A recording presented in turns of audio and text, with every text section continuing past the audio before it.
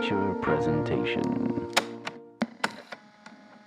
What is up, everyone? Welcome back to another episode of the Untitled Movie Podcast, episode 143. I am one of your hosts, Matt Rohrbeck, alongside. He's allergic to tomatoes, but he is tomato meter approved, Eric Marchin. Matt, it was my year of dicks all the way. Yeah, that was funny. That was good. That was good. Yes, on today's episode, we'll be talking Oscar nominations, Critics' Choice winners, how Sundance is going so far, just kind of shooting the shit together and talking about things. The Last of Us. Go check out The Cast of Us, our new podcast where we break down every episode of The Last of Us. We'll probably talk a little bit about that and other things. But the big thing today, Eric, yes, Oscar nominations this morning, 8:30 a.m. Eastern. 5:30 a.m. Pacific. I feel bad for all the people on the West Coast that have to wake up that early and even stay awake 8:30 during the rest of the day. Like, I mean, a lot of these people that are covering have to go do TV hits, write articles, do all that kind of Yeah. stuff. But here you get the expert Oscar analysis from your number one Oscar pundits, Matt Rohrbeck, Eric Marchin. Can't believe every single one of my predictions was correct. I got 100%, didn't miss a single thing.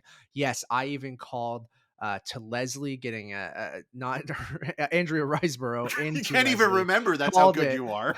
Guess what? Had no idea what that movie was. I had no idea. I have no idea what that movie is. So I'm excited to watch it now. But yeah, Oscar noms for this morning. Like I said, this is all very silly. All I see on Twitter after this is complaining about what got snubbed. Why don't we focus? There are certain things that I think are valid to talk about, and we will. No I think once we directing, no women in the best directing category, people of color not being nominated in certain categories, that kind of balance still being off and effed up, and people missing out on things. I think all that stuff is valid. But what I'm saying is, like, it's all like it doesn't change the film in any way. It no, doesn't make the movie you can better. You can only nominate 5 people, and you're not in control of it. It's a group of almost 2,000 people in the industry. I'm like, it sucks at times, but I'm also just like, all right, a lot of great things got nominated, a lot of surprises as well. And so, Elvis. And Elvis, yeah. So we'll go through everything. I think both the Critics' Choice, we're a little delayed on that, but it's crazy right now with Sundance and other things like that. So we're going to go over the Critics' Choice winners and the Oscar nominations. We'll probably kind of do that. We'll go through the Oscars right away, and then we'll go into the Critics' Choice winners as well to maybe kind of see if we can learn anything from that for this. Eric, how are you in general? How you doing? Matt, I'm good. I mean, like, we're busy. I think that ultimately, like, you mentioned it off the top of the show that we're in the middle of Sundance as we're recording this. We're watching It Sundance kind of just movies. snuck up on me too. Yeah. And then we have the now the tail end of award season coming up. The Oscar nominations kind of being the final kind of big sort of hoorah of what's going to be nominated, and that's something that we're going to be talking about. And then you're getting ready to go on a trip, so like there's a lot of things that are kind of like we're doing the Last of Us pod. We launched a brand new podcast, which is like we didn't have enough stuff to do, where we're doing like scene by scene breakdowns of a a big show, something we've never done before. We're trying something a little bit different. So and I think we're both enjoying the hell out of that. So obviously I have a huge passion for The Last of Us. You're watching it for the first time. But I'm really kind of enjoying those breakdowns because we can kind of get into the nitty gritty and talk about it full spoilers and different things like that. So we have to record a couple more episodes before I leave in basically a week. So there's a lot, and all of our Sundance reviews. So yeah, our Sundance reviews will be starting to drop today, Tuesday, January 24th, as you're listening to this. We should have a couple out per day. Eric and I are going to try to record a lot over the next couple days and drop them out, probably 2 a day, maybe something like that. I have to see how many we end up recording and get up there. And we'll obviously do like a recap show after the festival and things like that. But yeah, Sundance has been busy. It snuck up on me because, like, I don't know, just with the new year and things like that. And we didn't cover Sundance last year. And I wasn't in the festival headspace, I guess. Like for TIFF, you prep so much going into it. And for Sundance, because it's a lot more either indie stuff or stuff you haven't heard of before. Or I'm going in basically without knowing anything about most of these movies. So you're kind of just picking based on, what has distributor, some directors you like that are there, or some Actors. actors, yeah, and things like that. And you're kind of just going, all right, let's a little description, a little synopsis, and kind of going in. Where TIFF, I feel like it's so many, big Oscar movies or awards bait or big titles that you kind of go in knowing what you want to see right away. Or films So I that have guess already like, played at festivals, right? yeah, Like you'll probably get some stuff that plays at this Sundance Film Festival that maybe is going to play, at TIFF or Telluride or New York at the end of the year, in terms of reminding people about potential awards consideration. So it is a full cycle, but at the same time, it's this time of year is a bit of a palate cleanser, in that you're starting from a clean slate and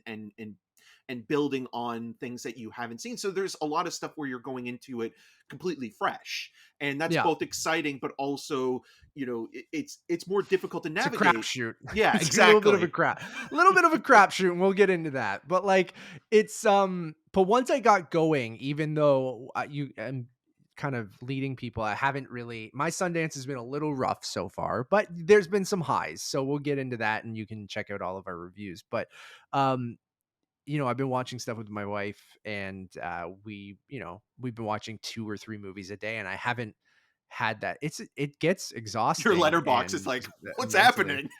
I know, because last year my letterbox was it was probably my lowest year ever for watching stuff at home. Like I just barely watched anything at home last year. I only really saw a lot of stuff in theaters and new release stuff. But um this year, yeah, right away, I'm just like, I've watched 7 so far. I think. Series, stop. I'm not talking to you. Um and then yeah, okay, yeah.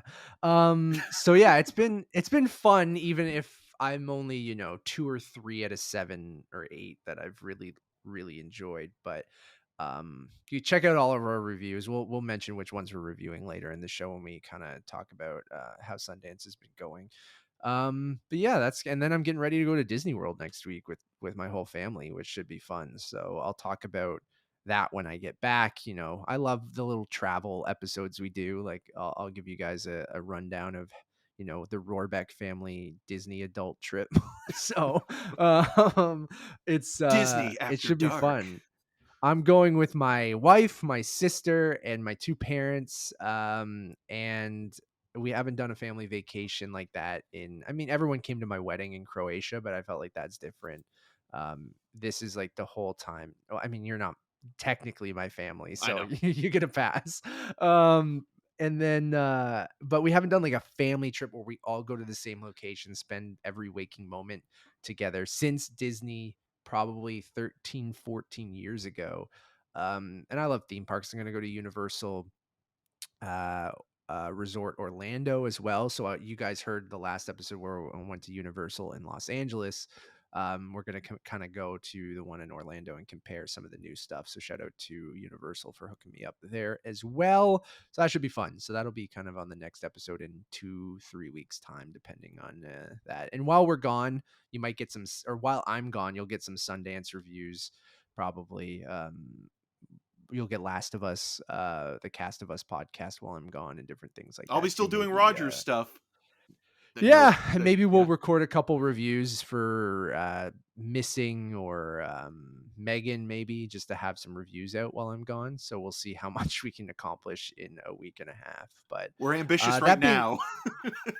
we say this right now, but with all the Sundance stuff we got to do, and I'm like underprepared as shit because I got to do like all the back end stuff and the graphics and Photoshop and stuff like that. Anyways, no one gives a shit about that. You either just come here to listen or watch, and we appreciate it. But Eric, let's get into Oscar nominations. So this Yes. morning, Allison Williams and Riz Ahmed announced all of the nominees for the 95th Academy Awards.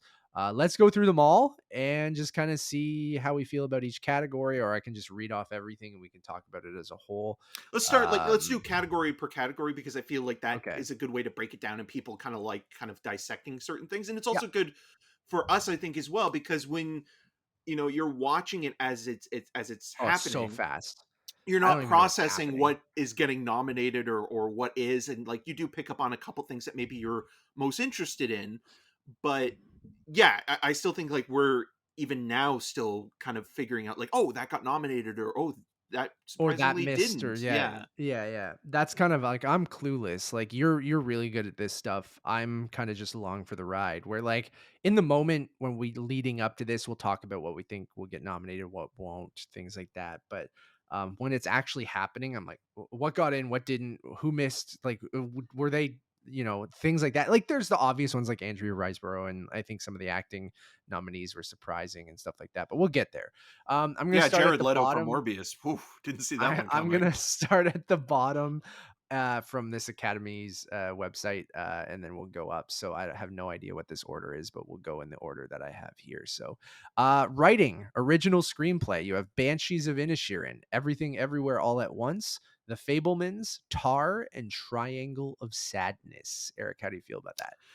It's a good group. I mean, the one that I feel is missing, and as soon as that category came up, because that was earlier on in the telecast, was I was my heart kind of sunk a little bit for After Sun, Oh yeah, because I yeah, kind of felt like that might have been the one nomination it received if it did get anything, would be original screenplay. Because usually the screenplay categories, the writers branch, they are pretty good at nominating stuff that's kind of not just um, the predictable nominees. They go for things yeah. that are a little bit outside of the norm, whether they nominate something from an international film or even an animated movie. They're willing to A kind of, genre movie, yeah, kind they're of willing things to like kind of that. Yeah, take that step outside of their comfort zone, and nominate something that's truly, not that the nominees here aren't worthy, but a lot of them that you read off there kind of feel like, oh, these are films that would be, the usual suspects in this award season. So like the Banshees of Inisherin, I think that's probably the one that's gonna win in that category. And Martin McDonagh is very respected within the writers branch, and as a playwright himself, I feel like that's going to be something that is going to be the one to beat. And then like again, yeah. you look at this category. Triangle making it, I was kind of surprised. Yes. So Triangle overall doing I as know, way better than I well. thought.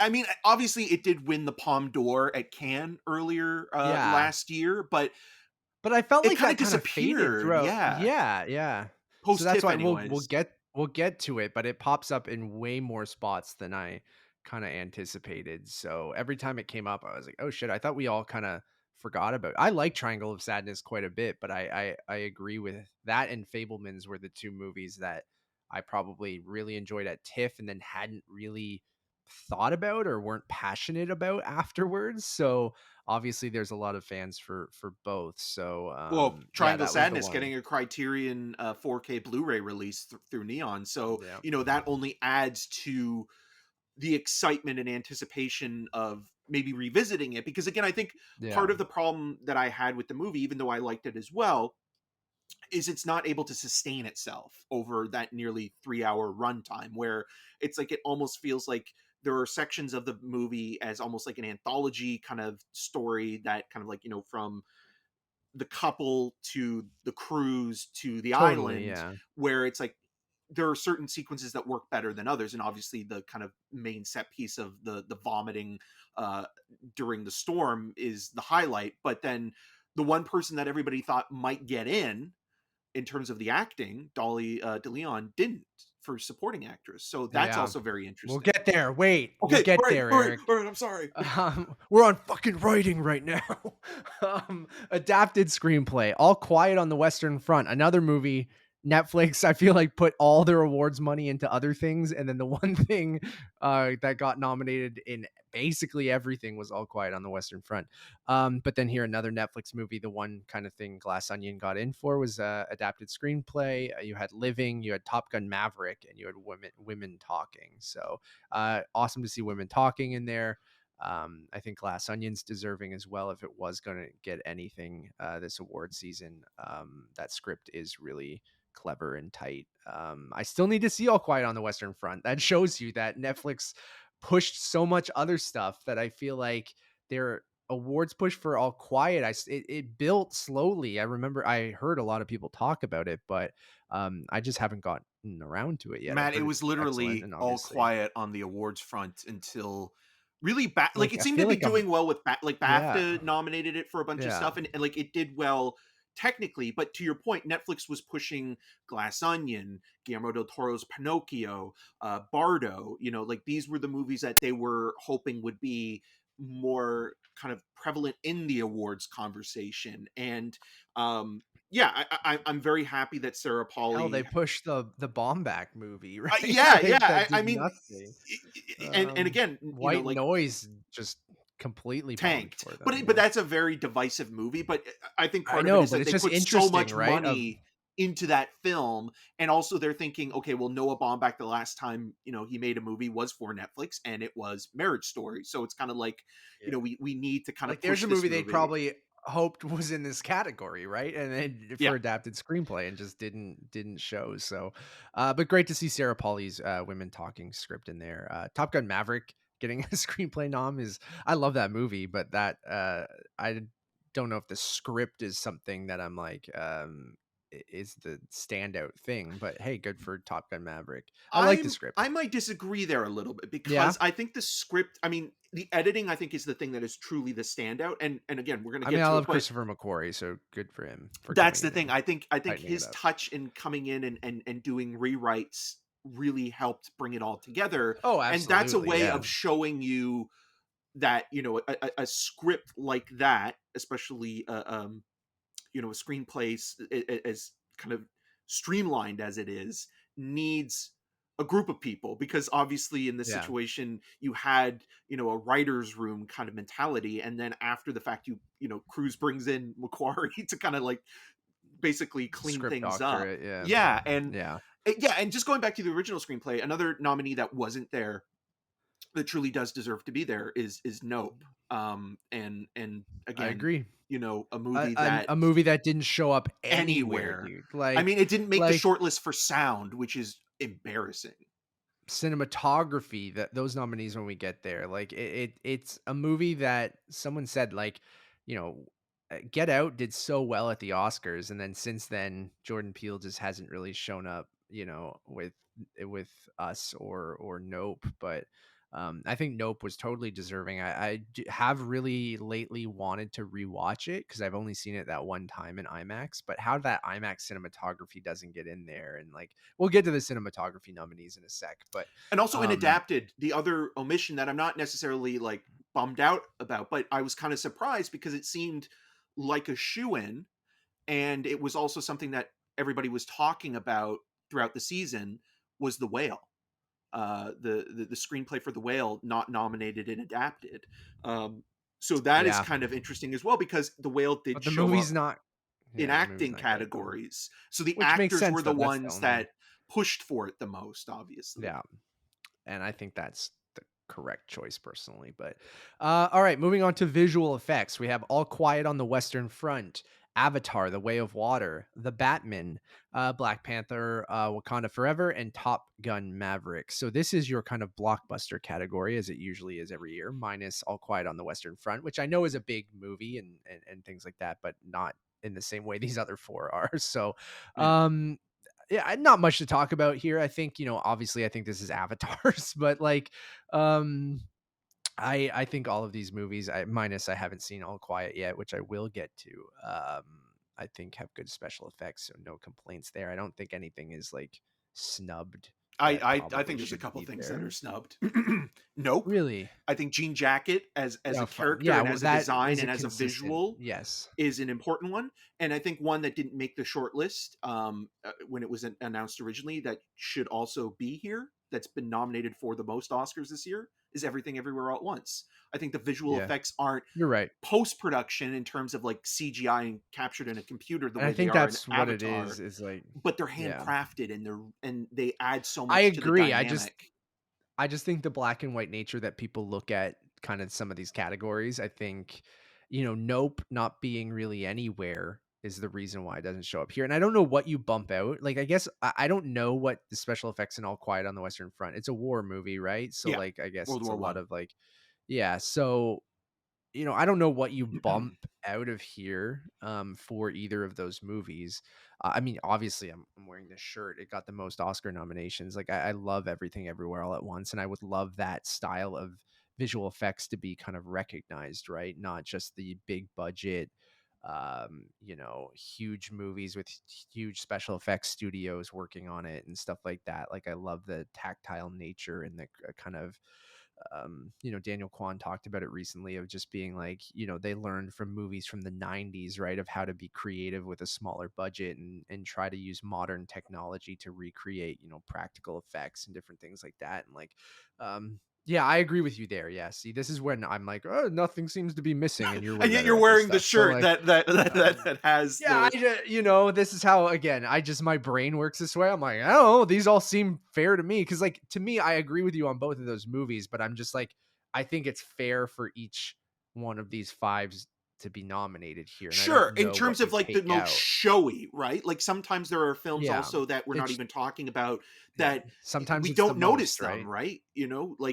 Like something like Decision to Leave, I think has a lot of great augmented special effects where there's combinations of green screen and post production that we're not even really noticing. Like that mountain sequence at the beginning of that movie, Yeah.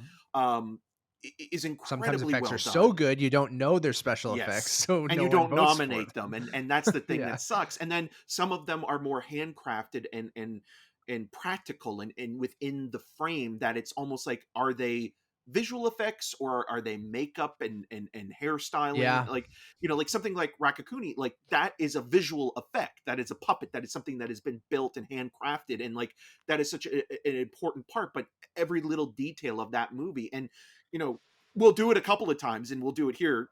First you mentioned Daniel Kwan talking about it, but he also talked about it during our interview with him, which you can go back Yeah. and watch or listen to, on the Untitled Movie podcast. And again, like it's And on just YouTube. it's so tactile, right? Like it's one of Yeah. those things where you're looking at it and you think to yourself, it's still showy, but it's showy in a way that's going back to a form that is analog, and I think that It's that's something key. it's something I've been thinking about a lot lately because I just saw Skinamarink. And it's something, you hear a lot of filmmakers talk about, and, a lot of, people who on film Twitter and people who talk about movies and obsess over them is like sometimes when you have too much of a budget, you take the easy way out, right? When you're limited in your budget, you have to kind of get creative in the way that you do things because you don't have the funds to just pay a big special effects studio to do something, or you're so limited with your budget you have to figure out a way to do it in camera and things like that. And that's what I kind of loved about Everything Everywhere All at Once and recently Skinamarink, because Skinamarink is made for $15,000, probably Canadian, so that's like 10 grand US. And I just I really liked that movie because the way, like, again, its visual effects are incredibly creative because you're so limited with your budget. You have to figure out ways to just kind of do it yourself. And I don't know. I've just been thinking about that a lot lately because um, I think Skinamarink's hype will ultimately hurt that movie, but I think there's so much creativity in that movie with your limited budget that stuff always like stood out to me. Not that Skinamarink's going to show up next year in visual effects Best or Picture, be Canada's submission for best international. international film. But and everyone, you should check out Skinamarink. It's interesting.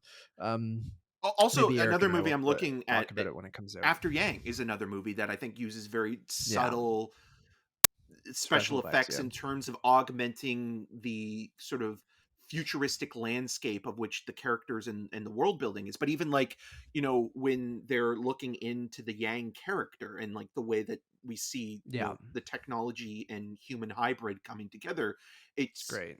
very much lived in and real, and doesn't feel completely like you're being taken out of the world that you're watching. There's still a relatability to it, and that is always something that I think is, again, easily overlooked because it's all about the showiness of it. It's all about the Yeah, spectacle. And as much as I love seeing the Batman nominated, like it's just one of those things where it's like, yeah, it makes perfect sense because it is a big blockbuster. It's a lot of post production. There's a lot of people working on it. The longer the end credits for a movie are, usually are the films that tell you that are going to Yeah. be nominated for certain things, because you have so many people working on it. And it's not that they don't deserve it.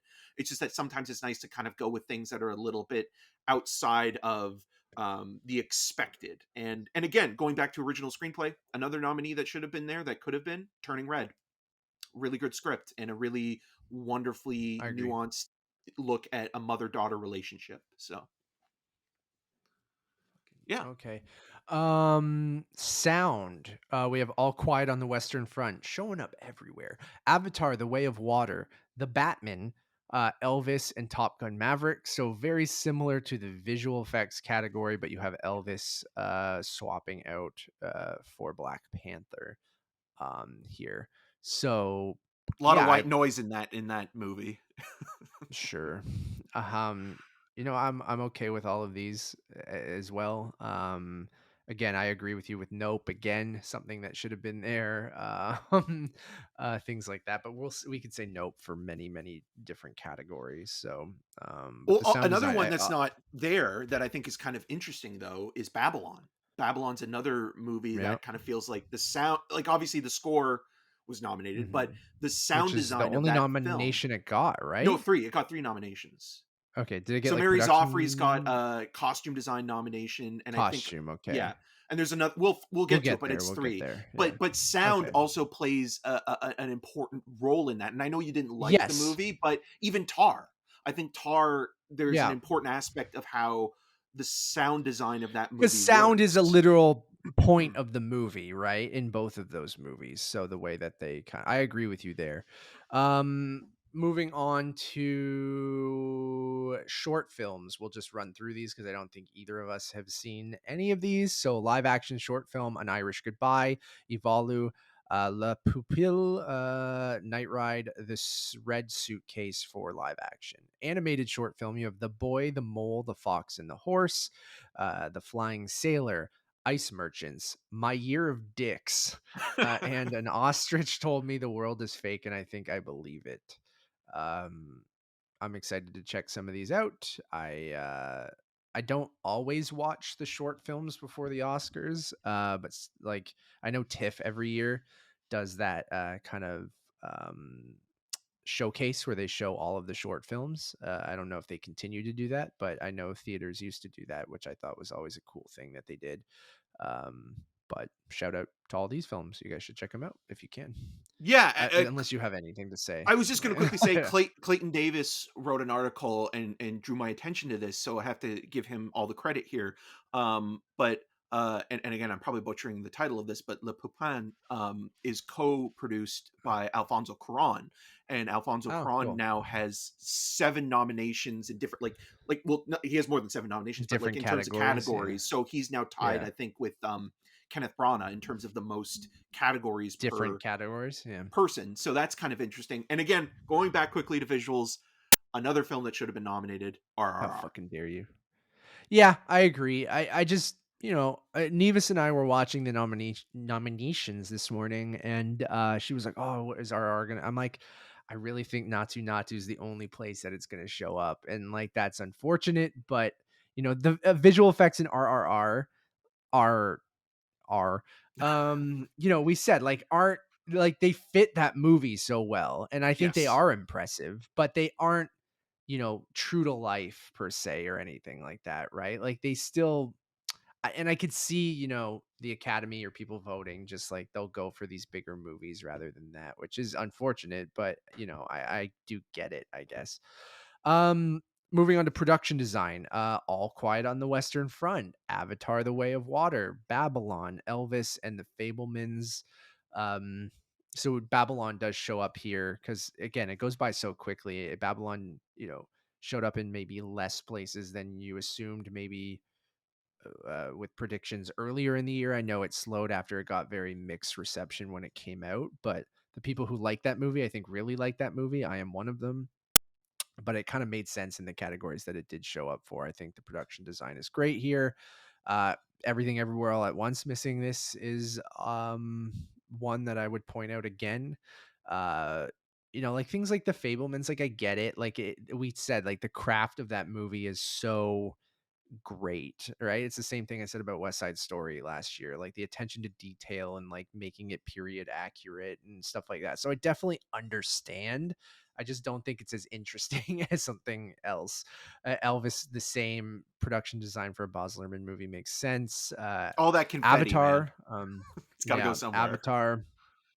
Um, I guess it's a digital production design sort of for Avatar, right? Because Avatar basically an animated movie, and All Quiet on the Western Front, again, haven't seen it, but it's showing up in so many categories, makes me go, God damn, I gotta watch this quickly. Have you seen it yet, Eric, or No, no? I haven't. It's one of Yeah. the only like two Leslie and All Quiet on the Western Front are like the last couple, which Yeah. we'll catch up to them and we'll talk about them. But yeah, Yeah, yeah. it's always interesting when like again your attention is always kind of, part of you wants to see everything that you want to see, and then when it comes to award stuff, you're drawn to certain films that are you're getting bombarded with. So again, the Netflix thing of being like Glass Onion, Bardo,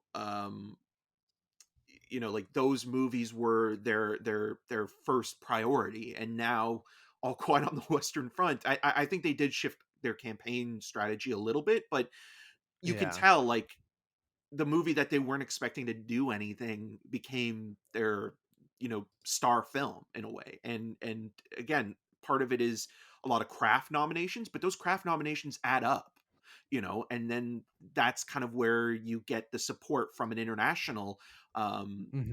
membership as well, because it is an international production through Netflix. So those things are important to consider as well. So moving forward in years to come, those are kind of the things that you might want to keep in the back of your mind. But another nomination that I was kind of thinking might happen that didn't, and again, this goes to the point of like what voters consider to be production design, but you look at something like Avatar: The Way of Water being nominated, but then something like Guillermo del Toro's Pinocchio isn't. Pinocchio. Yeah. And that Yeah, I production totally design is agree. literally hand built, and obviously it's a smaller scale, but it's all real. Like it's all man made or person made. And so when you're More people from the Academy needed to go to the Academy Museum and exactly see, or and wait, it's not, oh, wait, it MoMA, wasn't at an Academy, it Museum was at of MoMA, yeah. sorry. We've gone to too But many there's museums, but yeah. there's a lot of people that are Academy voters that are in New York, so they needed to go see that. But Guillermo's been talking about that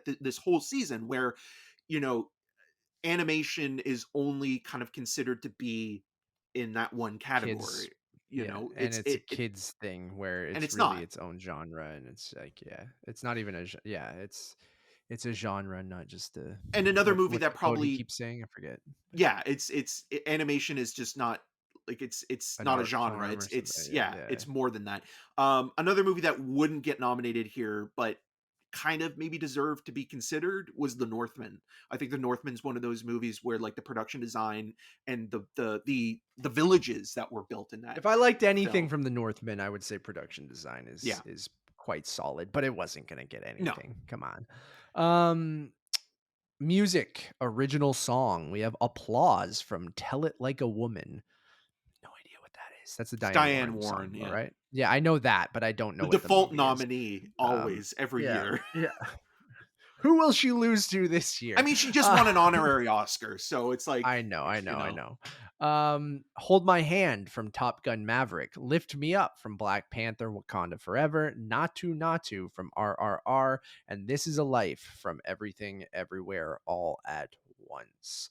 I really hope Natu Natu just, you know, it's beats out Lady Gaga, Rihanna, David Byrne and Son Lux, Diane and Warren. Diane Warren. So I really hope that happens. The other thing I really hope that happens is that Natu Natu gets performed at the Oscars. I fucking hope so.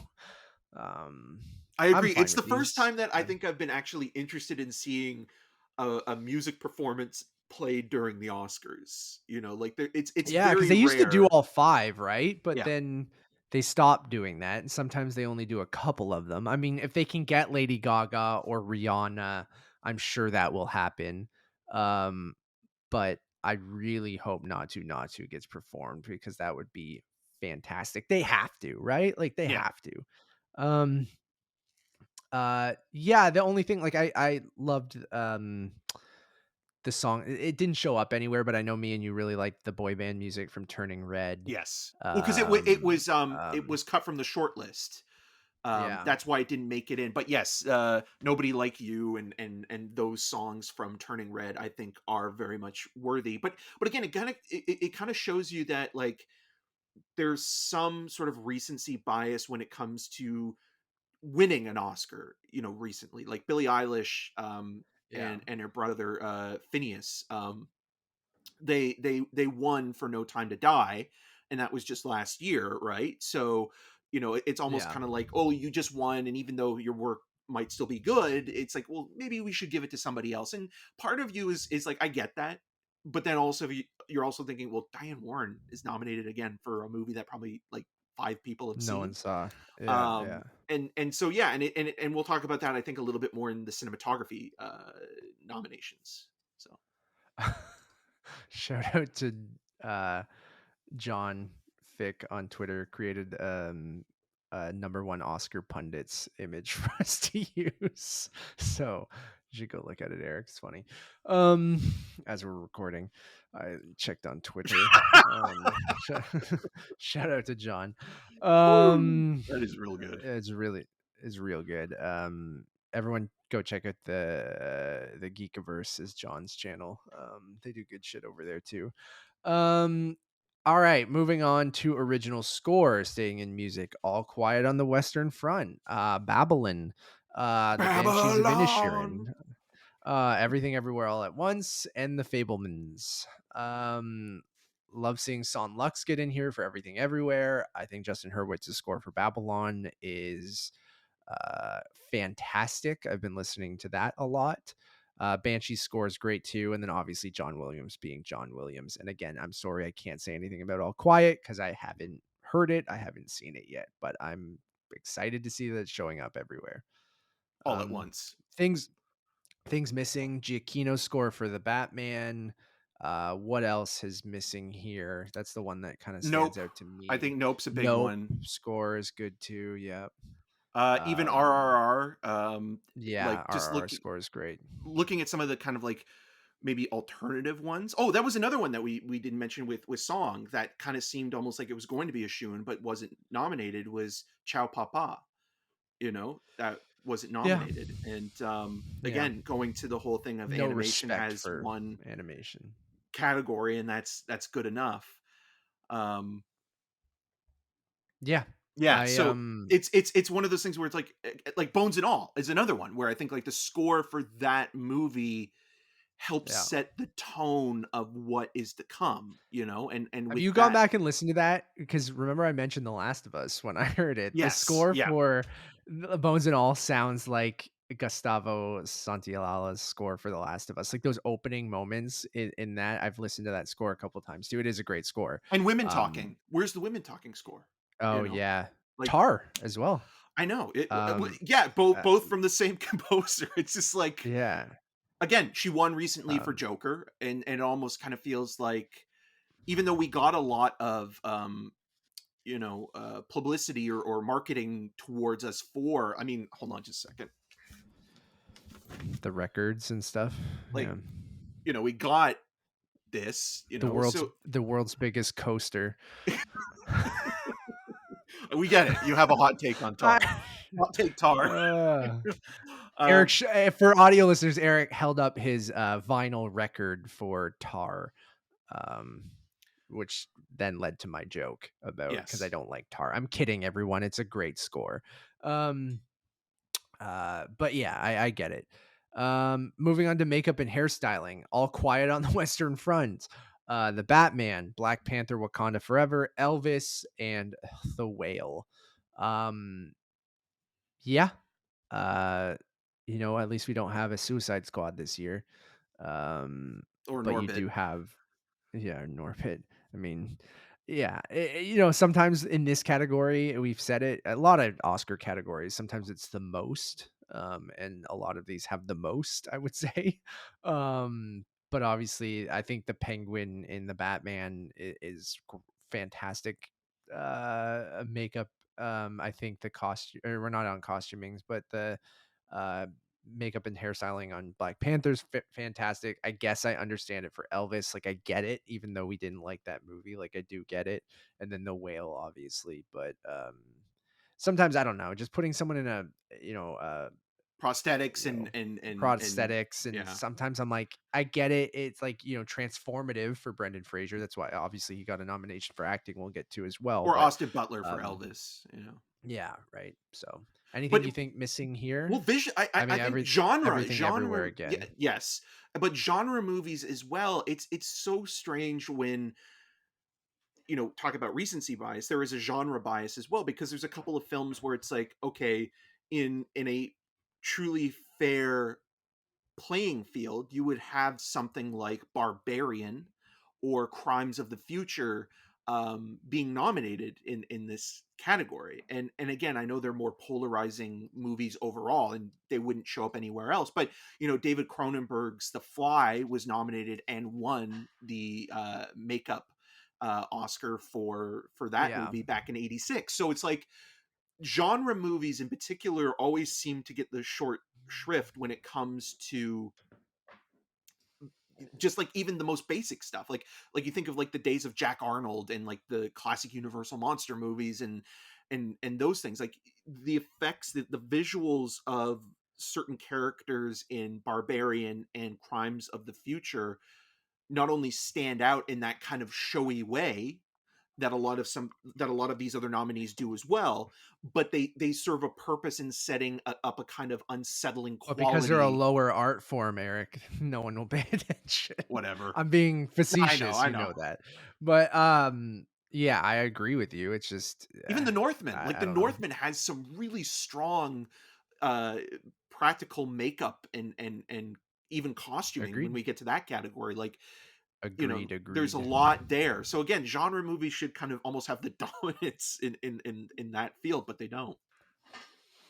All right, little granola bar break because Eric's internet crapped out. Yep. I now have a Coca-Cola because a cold brew wasn't enough.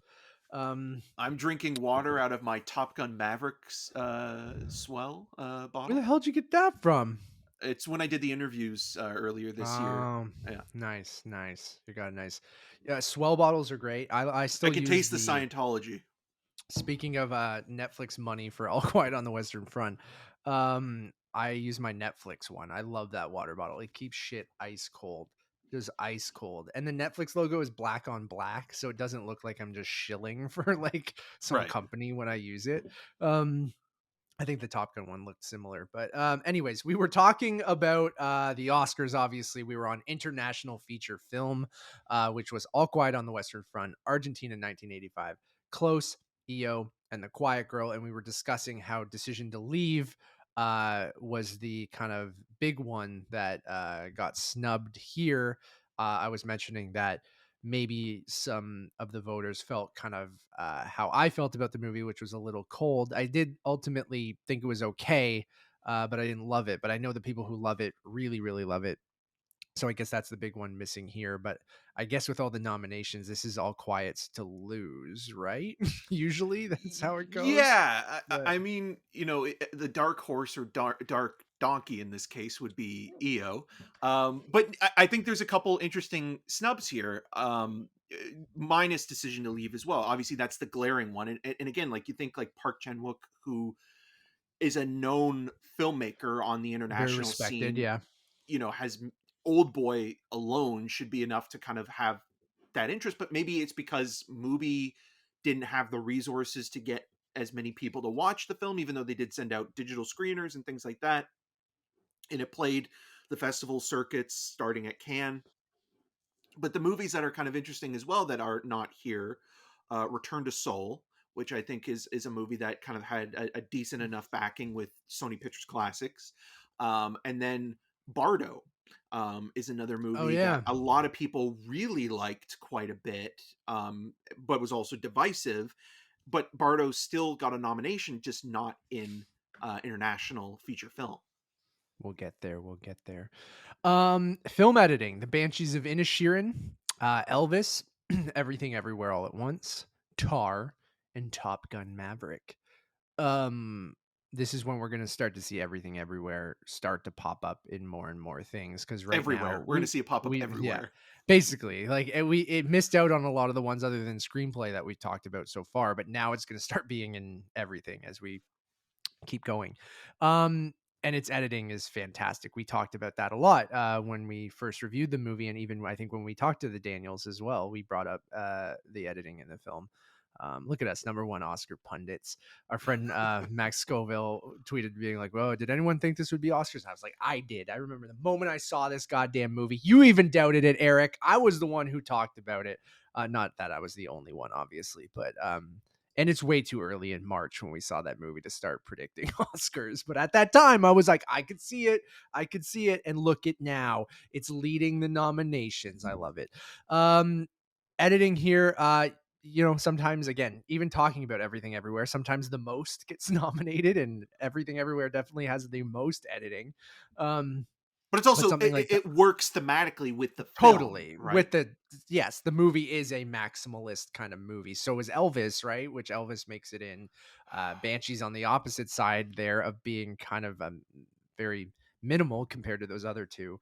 Tar still being very bombastic as well. Top Gun being very bombastic. And yeah, I But the like these Top Gun nominees for, Maverick nomination, I think, is yeah. really important here because the way that Yeah. that movie, the pacing of that film, the way it moves, the way that it gets from one big action set piece to another, there's not a moment in that movie that feels like you could cut it out and it would make it even Agreed. better. Like everything that is there feels like it's necessary to the story and Yeah. to kind of keeping the pace up of the film. And so like this is a really important nomination for that film. And I could see it winning or I could too, upsetting man. Yeah. Everything Everywhere All at Once, even though I think Everything Everywhere All at Once for Paul Rogers is the front runner in that category because again, it is upfront with the, continual cutting throughout the Look at entire that dude's movie. timeline for that movie. It is wild. Oh, Like yeah. his editing timeline. And even the Daniels talked about that when we did Yeah. the interview with them, where like part of the writing and the writing process is through editing. You Yeah. build the script through the edit, and so like I think a movie like Everything Everywhere All at Once is going to win it, but if there is going to be an upset there, it would be Top Gun Maverick because Oh, the again, I think pacing that of that those action movie. sequences and just the flow of that movie, absolutely, I think is one of its strong suits. Moving on to documentary short film, The Elephant Whisperers, Haul Out, How Do You Measure a Year, The Martha Mitchell Effect, and Stranger at the Gate. Uh, Unless you have anything, Eric, we can move on. We haven't watched any of those, I don't think. Documentary feature film, we have All That Breathes, All the Beauty and the Bloodshed, Fire of Love, A House Made of Splinters, and Navalny or Navalny. Um, It's been pronounced a I couple different ways. It's one of Yeah. those ones that's kind of a little bit weird, even though like because the director of that is a Canadian filmmaker as well. Oh, awesome. Though I think the Sweet. one glaring omission in that category, even though Neon is quite dominant there with both All the Beauty and the Bloodshed and Fire of Love, is Moon Age Daydream not Yeah. showing up, Yeah. but also a concert documentary that's also kind of like a quasi trip out film that's not a linear subject matter, even though David Bowie is such a force of a personality and people know who he is.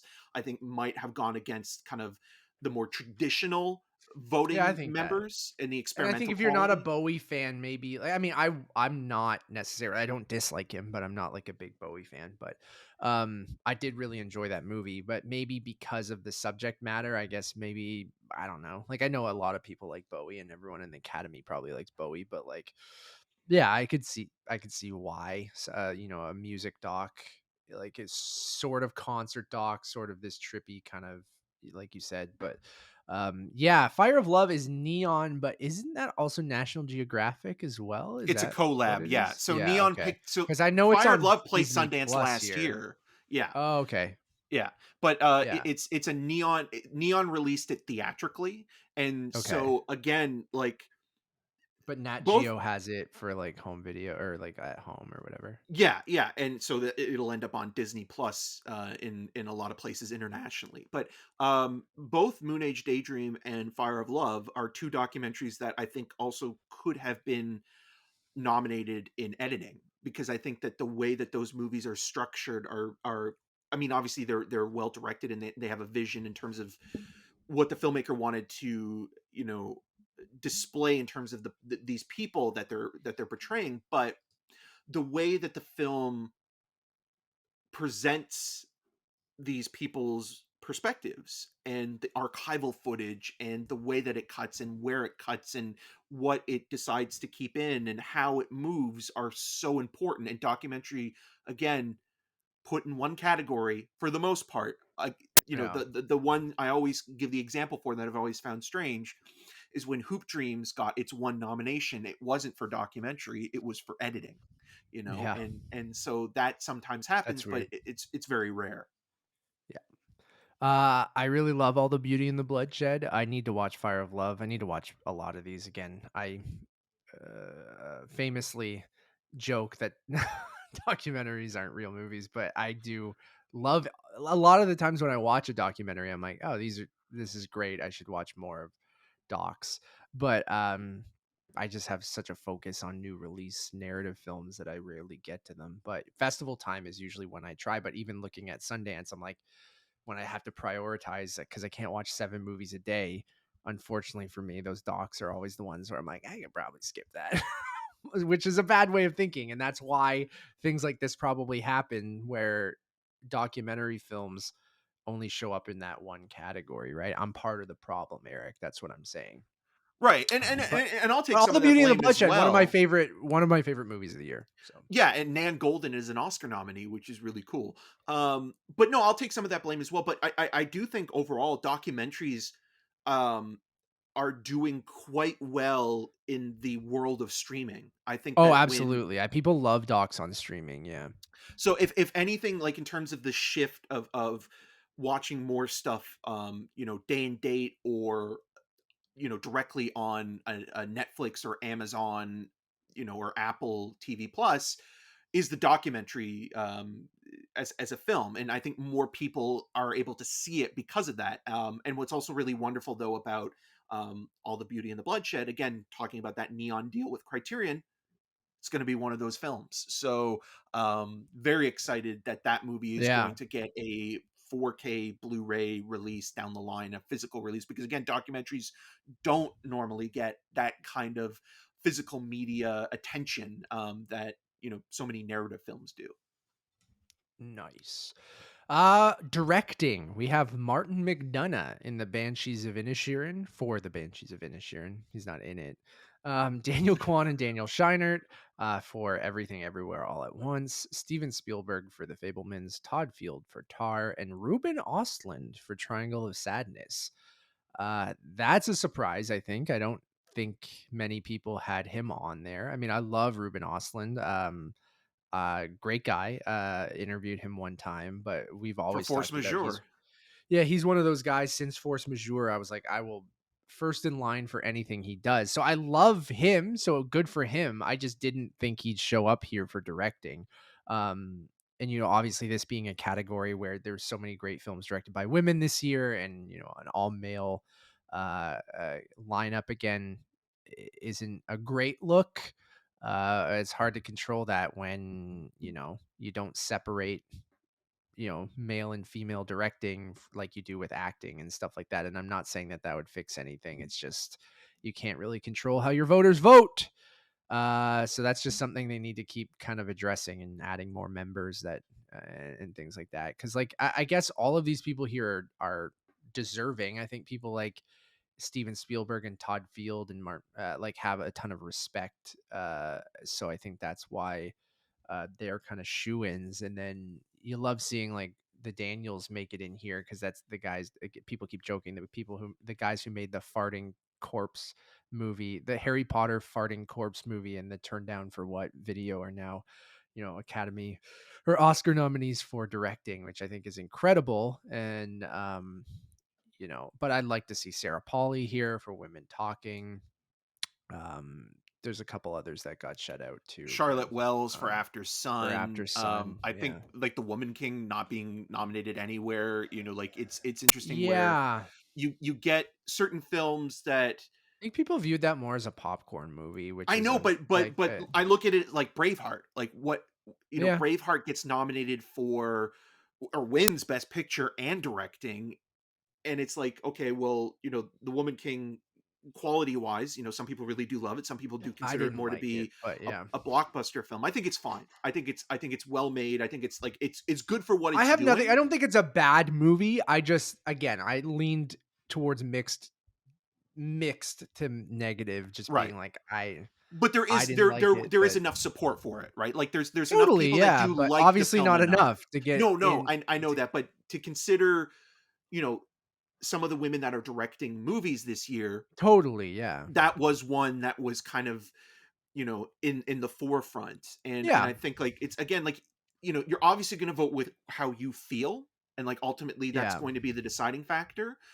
But also for someone maybe to say that, oh, there wasn't any good movies directed by women or non-binary filmmakers, it's like yeah, that's not true either, because there are yeah, examples.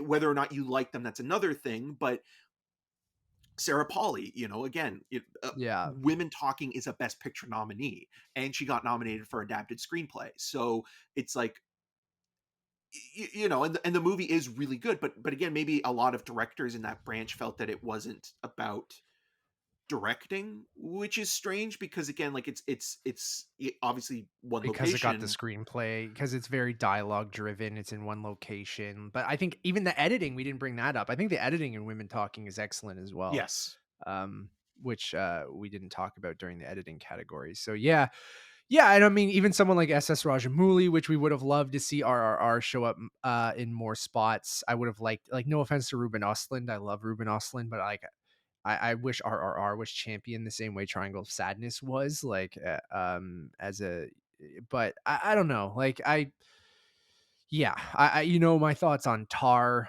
I mean, Todd Field seems like a talented and good dude, but like I don't care for that movie. And Spielberg, like, I think it's because he's Spielberg. And I know people do, like, The Fablemans has done really well, but again, there's a movie that um I think makes sense for him to get nominated for directing. It's about him as a child and becoming a film director. So it kind of It is speaks to the yeah. voters who are both idolizing him as a filmmaker, and then Yeah. also the story itself. But it is strange because I feel like I get it, and like you made those points perfectly, but it's also like I found more passion and personality and something a little bit more intimate about the filmmaking in West Side Story than I did with the Fablemans. I Like agree. it felt like the Fablemans, like obviously it's coming from a very personal place, but West Side Story felt like a challenge for Spielberg because he had never Mhm. done a full on musical before, and like that kind of Yeah. like took him into a new realm as a It director. still felt very much like him, but it was something sort of fresh because he's never done a musical, where this feels, par for the course, right? Yeah, Like, we understand it's very good and it's good technically and it's well directed and things like that, but I don't know if it does anything to, like, stand out. And even Martin McDonagh, like, I'm mixed on Banshees. I've come around on it, and I think it's a solid movie, and I like some of its themes and performances. I still think it fizzles out for me, and I don't know if the direction is like, it's very well made and beautiful and but I just don't know if it's hard of what, like, whatever your definition of directing is, right? Like, it's very well directed, but I don't know, there's some other things that I think stand out a little bit more than Banshees. But um and I guess yeah. Triangle, it's a lot as well, which maybe, catapults it into there. But yeah, man, I don't And know, there's a like, lot of camera movements. Like I think that's another thing with directing, where it's like, oh, do you have like an yeah. interesting single take, or a 360 pan around a room, or is there something that's kind of really showy? And I feel like maybe with the exception of Banshees, like Tar has that Juilliard scene, right, where Kate Blanchett's doing Oh like yeah, that yeah. single take where it's kind of like that's showing you the director side of Todd Field, who has been nominated before, but Bold as a writer, choices and yeah, things like that. things like that. Where again, I think what Charlotte Wells does in After Sun is very Bold subtle, choices. Yeah, but but I she think they're makes some still really very bold interesting and decisions in the composition and in the framing, and again, another film that should have been nominated for editing, because I think some of the editing in that movie is so crucial to the character beats, but also the idea of creating this stream of consciousness being remembered, a past memory coming back. So, like, mhm. and Jordan Peele, for best director, like the scale and scope of that movie for Nope is incredible. Like the ambition that that film has, it's again the best Spielberg movie, the best Spielbergian film of the year. And then Park Chan Wook, I think, did Yeah, a lot of really interesting work with Decision to Leave, and another movie that also I think should have been considered for editing, and obviously not getting anything is kind of disheartening. But I think the most interesting thing about the Spielberg nomination and the Fablemans in general that maybe we didn't even talk about even in our review is I like the idea of Spielberg just being like, you know what, I got to beat everybody to the punch. I'm going to make my own biopic of for yeah, myself, and not have yeah. someone down the line come and make a Spielberg biopic, because I'm sure he was thinking about that at Someone some will. point. Yeah. Yeah, Yeah, J.J. Abrams will direct it in 10 years or yeah. something. Um, yeah, we've said enough about the directing category. Daniels all the way. Costume design. Babylon, Black Panther, Wakanda Forever, Elvis, Everything Everywhere All at Once, and Mrs. Harris Goes to Paris. Good for you, Mrs. Harris. You made it in there. I think it's your only nomination, right? Yeah. Um, good for you. I love the costumes and everything everywhere. Elvis makes sense. Black Panther didn't make it in for Best Picture, which I understand. I don't think it's nearly as good as the first movie, but is making it in a lot of those technical categories. And Babylon again, which also tracks. So I haven't seen Mrs. Harris Goes to Paris, just not my kind of movie. Not your cup of Um, tea. I have, and yeah, it makes sense because again, like, it's also interesting that Leslie Manville is into kind of movies that are focused on the world of couture, and with Phantom Thread and that, and the way that those movies are tailored is all about the costumes. So again, it's kind of at the forefront. But for a movie that was released over the summer last year, to have that interest still maintain or be remembered, is a lot to be congratulated for Focus for really pushing that movie. And again, there are other films like The Northman that I think, have some really terrific costume designs, and just like the development of certain articles of clothing. Banshees of Inisherin has a lot of great stuff as well. more Women subtle, I Talking, guess, right? Yeah, I think is subtly is done. is Like really good. again, period RRR is pieces, another but one that I think is like the costume oh design of yeah, that is critical to the characters, and how they inhabit, this kind of colonialized version of India, and sort of trying to I would break even say away from Glass that. Onion. I like the costume design in Glass Onion, and Contemporary stuff again, always never omitted. never gets through. After Yang, Yep. again, but that I like that futuristic kind of look and stuff like that too. So, cinematography: All Quiet on the Western Front, Bardo, False Chronicle of a Handful of Truths, Elvis, Empire of Light, and Tar. Um, this one was all over the place for me. Like I didn't expect this five to be the five. I don't know what I was expecting, and but it's this one was the most surprising to me when all five came through, just because like I get the Roger Deakins thing. I guess I get the Bardo thing, like, but I haven't seen All Quiet. The Elvis thing, I'm like, all right, I don't know if cinematography is, it's a lot. That movie, like a lot of camera movements, a lot of flashy fucking zooms and pans and fucking everything in the kitchen sink. But I don't know if those were the five I would have thought about for, you know, cinematography, because for me, like, I love Everything Everywhere cinematography. I like Top Gun Maverick cinematography. But something you brought up where you weren't sure how much Claudio Miranda, it's Claudio Miranda, right? Yep. um how much he would be given credit for that, or because he set up all the cameras and the actors had to do it themselves, all that kind of stuff.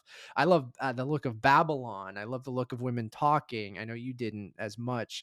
After Yang, the Batman, That's the big one Nope, where it kind of Nope, feels like Greg Fraser, um, having just won for Dune, and the yeah. work that he does in the Batman is some of the best work. I think even it rivals the stuff that Nolan did in his Batman Oh, trilogy. absolutely. Um, but I almost feel like that's a recency bias kind of thing as well. It's like we just gave it to him. We're probably going to give him another one for Dune 2.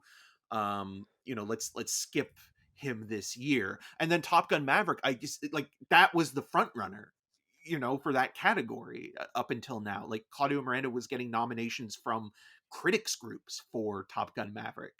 And people were like, okay, that's going to be the one to beat. And now it's kind of almost like a random toss up of like it could be Of 5 random, I just feel like it could be this anything. is the one this is the one where I'm like, okay, All Quiet? I haven't seen it. It must look gorgeous. It's getting nominated everywhere, and, like, like Tar technically, like, again, I don't like the movie, but from a technical standpoint, it's immaculately crafted, and then Empire of Light, I know, a movie we both didn't really love.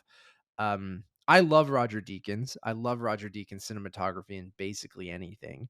I think in Empire of Light, maybe a lot of voters only watched that first half an hour, because I feel like Or they that didn't first watch it at half an all. hour, yeah, Like that you first said, half Roger of maybe Deakins just good enough. going, yeah, or saw a screenshot or something, right, of the cinema, like, in the snow or whatever. Like, because I do think that opening half an hour with those kind of very, extended shots of the cinema, and I love Roger Deakins' soft lighting and all that kind of stuff. Like, I do really think that that opening bit is really gorgeous, but then I feel like he loses himself 20-30 minutes in, and it becomes very standard or bland looking, like, after those kind of, setup and establishing shots of the cinema. So that one's interesting. And Elvis, like I mentioned, like we both really did not like that movie. No, um I'm still great. I'm but still grateful that the Academy recognized another woman as a yeah. cinematographer in Mandy Walker's work. But yeah, there's just something where it's like there are other films that had more. Again, it's such a weird thing with cinematography because some people look at it as just like lighting. Does it look good? But cinematography is about the visual as well, right? Like it's like what you remember within the shot. Like, is there Mhm. an image or a scene that stands out visually to you that you've taken away from that year? And another movie Yeah. that again might have had a harder struggle to get in, and obviously um, it didn't, is EO. I think that in terms of what is on display about a donkey's traipse around Europe, there are some images in that movie that are unbelievably striking, both in a beautiful kind of way, but also in a startling and unsettling, surrealist version of what Europe is now. Um, and I think it's the way that they harness GoPro cameras in certain sequences. I think it's the best use of that technology. And so, like, thinking about that, it's like, again, think Other than outside the Jackass box. Forever. Yes, which is another donkey. But yeah, it's like one of those things where even like something like Jackass Forever, that would have been a really, In the audacious, documentary or or category. or, or again, cinematography, because like, Yeah, or that would be awesome. editing Yeah. even, like Yeah, the yeah. way that the timing works in that film is It's key great. Yeah. to the delivery To of the your punchlines, response. and yeah, absolutely. Animated feature film, Guillermo del Toro's Pinocchio, Marcel the Shell with Shoes On, Puss in Boots: The Last Wish, The Sea Beast, and Turning Red. Shout out to Turning Red. We have to have that Toronto representation there. Um, you have two non-traditional animated films with Marcel the Shell and Guillermo del Toro's Pinocchio being stop motion. Not they are traditional, but you know what I mean by that.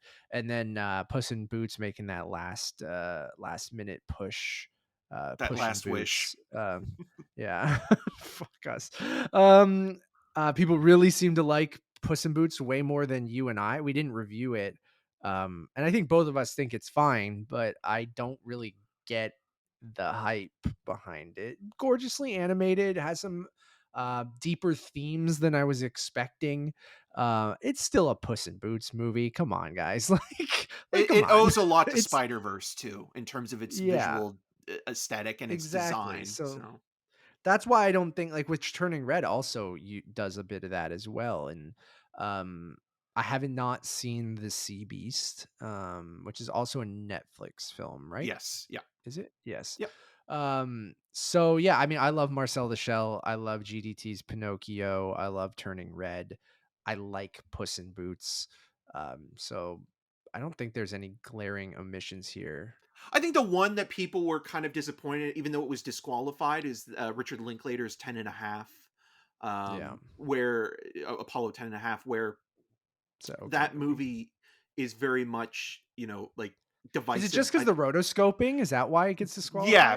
because it's like you're still shooting the actors in live action, right? And then in post production, you're I basically mean, drawing over Avatar them. should be in this category, really. Like, Yeah, yeah. I, I'm, I'm.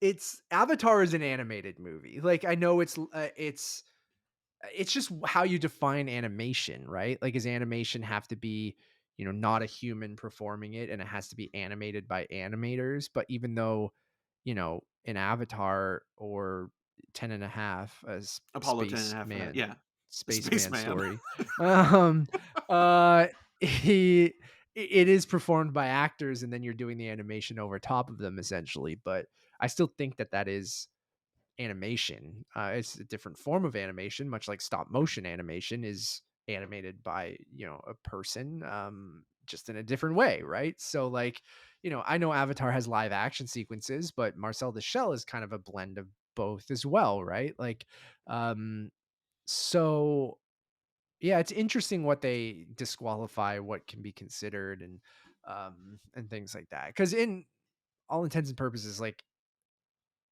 Avatar is an animated movie. Yeah, Gonna throw that out there. I think I would some people definitely agree agree. with you. I don't think your Um, hot take is unwarranted. Again, I think it's like a weird like kind of breakdown as well. Like, is there like a percentage where it's like it has to be like I think there developed is a rule in? though, right? Yeah, Like there's like a 10% or 20% rule. Like 80% of the movie has to be animated. It can have live action sequences. That's something like the Lego movie could have been nominated, right? But it didn't, right? no, but it got a best song um, nomination instead. Yeah. So like the Lego movie could have been nominated even though it has that live action sequence with Will Ferrell and stuff like that, right? Spoilers. Uh, for a movie that's like a decade old now. Oh Um God, right. yeah, Yeah, I think there is a rule there. Like even something like I don't think something like Chippendale could be nominated if it was you released in wish. theaters. But like I think it should. Like, that's essentially like a movie about animation. Like, why shouldn't that be considered, right? But Or visual I know effects there's even. yeah, and again, unfortunately, it's a TV movie, but I still think one of the best of the year. Okay, let's go through all the acting nominees in one, and then we'll talk about them as a whole because we're running a bit long. Okay, So we can go over all of the acting nominees together. So I'll start with supporting. So actress in a supporting role, you have Angela Bassett for Black Panther, Wakanda Forever, Hong Chow in The Whale, Carrie Condon for The Banshees of Inisherin, Jamie Lee Curtis for Everything Everywhere All at Once, Stephanie Shu for Everything Everywhere All at Once. Actress in a leading role, Kate Blanchett for Tar, Anna de Armas for Blonde, Andrea Riseborough for To Leslie, Michelle Williams for The Fablemans, and Michelle Yeoh for Everything Everywhere All at Once. Actor in a supporting role, Brendan Gleeson for Banshees of Inisherin, Brian Tyree Henry for Causeway, Judd Hirsch for his one scene in The Fablemans. Sorry, Barry Keoghan in The Banshees of Inisherin, Ki Hui Kwan for Everything Everywhere All at Once. Actor in a leading role, you have Austin Butler as Elvis. You have Colin Farrell in The Banshees of Inisherin. You have Brendan Fraser in The Whale. You have Paul Mescal for After Sun. You have Bill Nye for Living. And those are your acting nominees. So Eric, a couple big surprises here. And snubs. Obviously, and snubs, so we can go over both. I think the surprises on the good side of things, Paul Mescal for After Sun. I think that was one that he was on the cusp, and it's so awesome for that movie to at least get a little bit of a One recognition, nomination. especially, you know what? You'll take it, man. Yep. Like, we'll take it. Like, I think even that nomination for Best Actor will bring a lot of people like attention to that movie, which I think is fantastic. Like being on that stage with those performances, I think will bring a lot of attention to a very small movie. So I think that's fantastic. Brian Tyree Henry making it in for Causeway was a surprise for me. That's a performance we championed when we saw Causeway at TIFF that we thought he was absolutely excellent in. And I Subtle. wasn't expecting him to make it, which is great. I think Judd Hirsch is a little bit of a surprise to people, right? Like, Well, is it he or was in contention, but yeah, it was interesting because like a part of the best supporting actor race this year was all about like how many people are going to be nominated per film. Are we going to get, yeah, like four of the five nominees in like two movies with Banshees of Inisherin and hmm, um The Fablemans, because Paul Dano and Judd Hirsch have kind of been on the awards campaign. yeah, And and they went with Hirsch over Dano. yeah, and I like Hirsch in that scene. Like I think it is I actually like So Hirsch do more. I, I like but Hirsch more than Paul Dano and Michelle Williams in that movie. I agree. Just I gonna put that agree. I out just, there. you know, my stance on if you're in one scene, that's a cameo.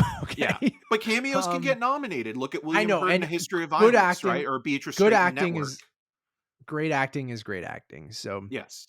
I'm Yeah. not, I'm being sort of facetious, but But I get what um, you're saying as well, where it's like, could you imagine somebody that, like, even Paul Dano, who actually is quote unquote a supporting performance and in the yeah, entire movie being passed outshined, right? over Like, for yeah, Judd Hirsch. And Judd Hirsch has also been nominated once before for Ordinary People back in longest in 1980. between nominations, right? Yeah, Like, and he lost to his co-star Timothy Hutton, who won Best Supporting Actor for the Robert Redford movie. So, yeah, it's interesting that again, like thinking that somebody's career getting a nomination once and then that's enough, and then years down the line gets another nomination. That is kind of cool. Like I kind of for a dig day of that. work, Yeah, for a but day of work. again, I think it Um, is a really good performance. But I do also I agree where agree. it's like there are other people and it wouldn't have happened, but Mark Rylance for Bones and All, who definitely deserved a shot at being nominated for supporting actor. And Yeah, I agree. yeah, I think Brian Tyree Henry, like it's kind of a really wonderful to see him get nominated because talking about one scene performances, like a lot of people thought like he might have got nominated for If Beale Street Could Talk for that one scene, and like he is Yeah, a monologue king. But Causeway is such a small movie and such a subtle film, um that it's really nice that people kind of picked up on his work in that movie. I agree. And again, like Uh, just thinking Jennifer Lawrence, like also excellent in that she's movie, but I'm just yeah, so happy that but Eddie Redmayne did not get nominated. yeah, yeah. And then an actress, I think Ana de Armas making it in for Blonde was a little bit surprising, but unsurprising to your point of being like biopics and stuff like that always get nominated. Good impersonations always get nominated. Andrea Riseborough for To Leslie, I think, was a huge surprise to many. I think there were a lot Too of people many. yeah, champion that performance, which will fully admit I had no idea existed until that. So imagine me going, wait, did I miss something? Like I don't even know what this is. So good for her and good for the last minute kind of push for that. Um, but the rest I think are the people that we kind of thought. And then in supporting, I think having Jamie Lee Curtis and Stephanie Hsu for Everything Everywhere All at Once is a bit of a surprise. And even Hong Chow making it in for The Whale is great. Angela Bassett's fantastic in Black Panther Wakanda Forever, and Carrie Condon's also fantastic there. But there were some snubs you mentioned too, Eric. Yeah, so let's start with, I mean, with best actor, it's just like quickly, like just like okay, the other people that were kind of in the running were Tom Cruise Tom for Top Cruise, Gun yeah, Maverick, and Adam Sandler for Hustle, which he got a SAG yeah, nomination for. um But the but that Academy still don't want they still with Adam Sandler, they're I like, know. "You're not If quite yet, homie. Maybe your next, movie with the Safdies, Safdie brothers, yeah. I mean, if he where you're blows the trading roof off Pokemon cards or whatever." like he did in Uncut Gems, they better nominate him. But um, yeah, that category was weak in terms of like what was continually being nominated. But again, Yeah. someone like Daniel Kaluuya in Nope, right there, and an Yep. amazing performance, but maybe partly recency bias because he just won not too long ago for Judas and the Black Messiah, um, for supporting actor. And then for lead actress, like this is a conversation that I think will be discussed and by people that are more knowledgeable, but having no black women in that category, especially with Danielle Deadweiler for Till being there and being a part of the awards conversation throughout the entire season, is a little bit troubling. And even though I didn't love the movie per se, the performance is one of those biopic awards worthy works that is doing something both that is educational in terms of reminding people about this horrific trauma, but also kind Yeah. of showing you a form of justice through the filmmaking, because the murder of Emmett Till was probably maybe one of the greatest injustices in American history. And so it's like, well, why didn't Academy members watch that? Was it too much for them? Because again, like Yeah, that's what another some film critic people brought are. this up on Twitter, Rad, where like Blonde is an endurance test. Like it is one of the most, like, Oh, it's nothing against Ana de Armas, horrid. but Yeah. it is excruciating to watch. And there are moments in that film where it's like this is just like misery porn and the most exploitative thing, because you feel gross for Ana de Mhm. Armas because she's giving a really good performance, even though Yeah. the material is kind of, It's again, kind of vile, yeah. vile. But then you look at it from the point of view, well, it's also exploiting Marilyn Monroe yet again, Yeah. in that category. So it's just, it's a weird thing, and I know a lot of actors love that. I mean, Colin Farrell, when he won the Globe, even when Ana de Armas gave him the award, he said like he loved her performance. So actors are very much prone to the biopic, the Yeah. change of the person, which is unfortunate because I was kind of looking forward to Blonde, but then watching it, it's like I I was grateful to watch it in a theater, because if I had watched it at Yeah. home, it would almost probably have felt like watching a 5-hour movie, because I think I would have stopped and started it over and over again. Um, I'm nodding because that's kinda what happened with me, yeah. yeah, and then to Leslie, like, I'm gonna catch up with that. Like, I heard a little bit about it when it played at South by Southwest last year, and Mark Maron co-stars in it. Andrew Riceborough is one of those great character actors who I think is so good that she disappears almost entirely in every role she's in, and she usually doesn't get the credit she deserves in films. Like, even like thinking back to the early 2010s, like she has one scene in Never Let Me Go, the Mark Romanek movie, that is just devastating. And then you look at more recent work, and some of the movies themselves aren't the greatest, but like, you know when she's paired off with someone like Emma Stone in Battle of the Sexes, or with Nicolas Cage in Mandy, her presence is always felt. And even in something like Amsterdam, her performance in that movie might be one of the few things that is okay, Isn't horrible? yeah. So Yeah. she's always good, and it's great to see that like people saw the movie without really any awards campaigning, Oh, I and know, c and again, yeah. we do this So for a living, and I was clueless when it came to that, so it obviously didn't get to me to watch it. Like, we didn't get screeners for that, did we? no, Like, no, we did get nothing, like invites for to watch it when like it came out, in-person because I think it was screenings? Level Yeah. Film that released it here in Canada. um Interesting, okay. but yeah, it kind of went pretty much under the radar for this whole I'm year just up for some until. inside baseball stuff of us who vote in a different, award ceremony, which we'll quickly go over, shortly, but, I it was totally off my radar, so that is really interesting. Yeah, Sorry, and then did you wanna say one more yeah, I thing? was just Yeah. gonna quickly say that, like, again, I think it's gonna be an interesting conversation to have moving forward because it didn't have a campaign, and a lot of these movies do. They have a big studio or a streamer behind them, Budget pushing them. and ads and talk show appearances and interviews, roundtables, all this kind of PR push for it. And yeah, Andrea Riseborough just kind of through literally merit alone of other actors seeing that movie. She's an actor's Um, actor, right? Like that's the thing where it's like yeah, people will see the performance and people that have worked with her before, and again, she's a chameleon. She's done great work in the past. It's always exciting when someone's work is recognized in that way, and like yeah, sometimes they do the work themselves, or like it's just a matter of people connecting with it. And then when you heard like people like Kate Blanchett or Edward Norton talking about that performance, it was kind of like, oh, is this going to be like a weird grassroots thing that maybe gets like a Spirit nomination or something like that? Because yeah. there's a ton of really great work that hasn't been nominated this year as well, that you look at. Like, I don't know if she should have been put in supporting because she's been nominated in a couple awards groups, but like Kiki Palmer and Nope, I think is really wonderful. Rebecca Hall in We Resurrection get it, is Eric. You like fantastic. Nope, okay? I Yeah, know. Rebecca I Hall. keep like Frankie Corio. I think in After Yeah, Sun is like, it's like, deserved it. Yeah. so again, like it's always interesting. And then Best Supporting I don't Actress. know who you push out in supporting actress, but like I love Everything Everywhere All at Once. I'm sort of surprised at the Jamie Lee Curtis thing, but I know she's very well respected, which is probably Well, she's a due. reason to That's get the in thing, there. because And yeah, she's a quote unquote nepo baby, being the daughter of Janet Leigh and Tony Curtis, but she's also been a great actor for decades.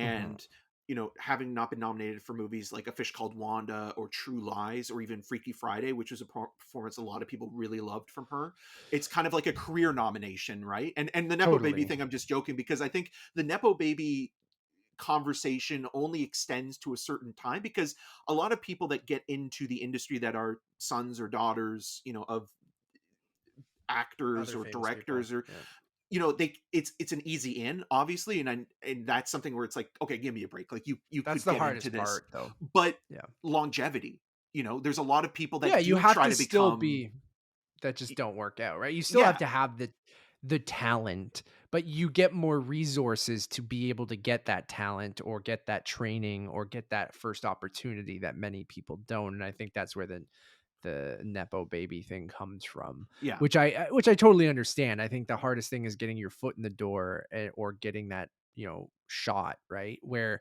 every nepo baby will get that shot, but you do have to prove to everyone that you deserve to be there and continuously be there. It's And not working for and Scott so Eastwood.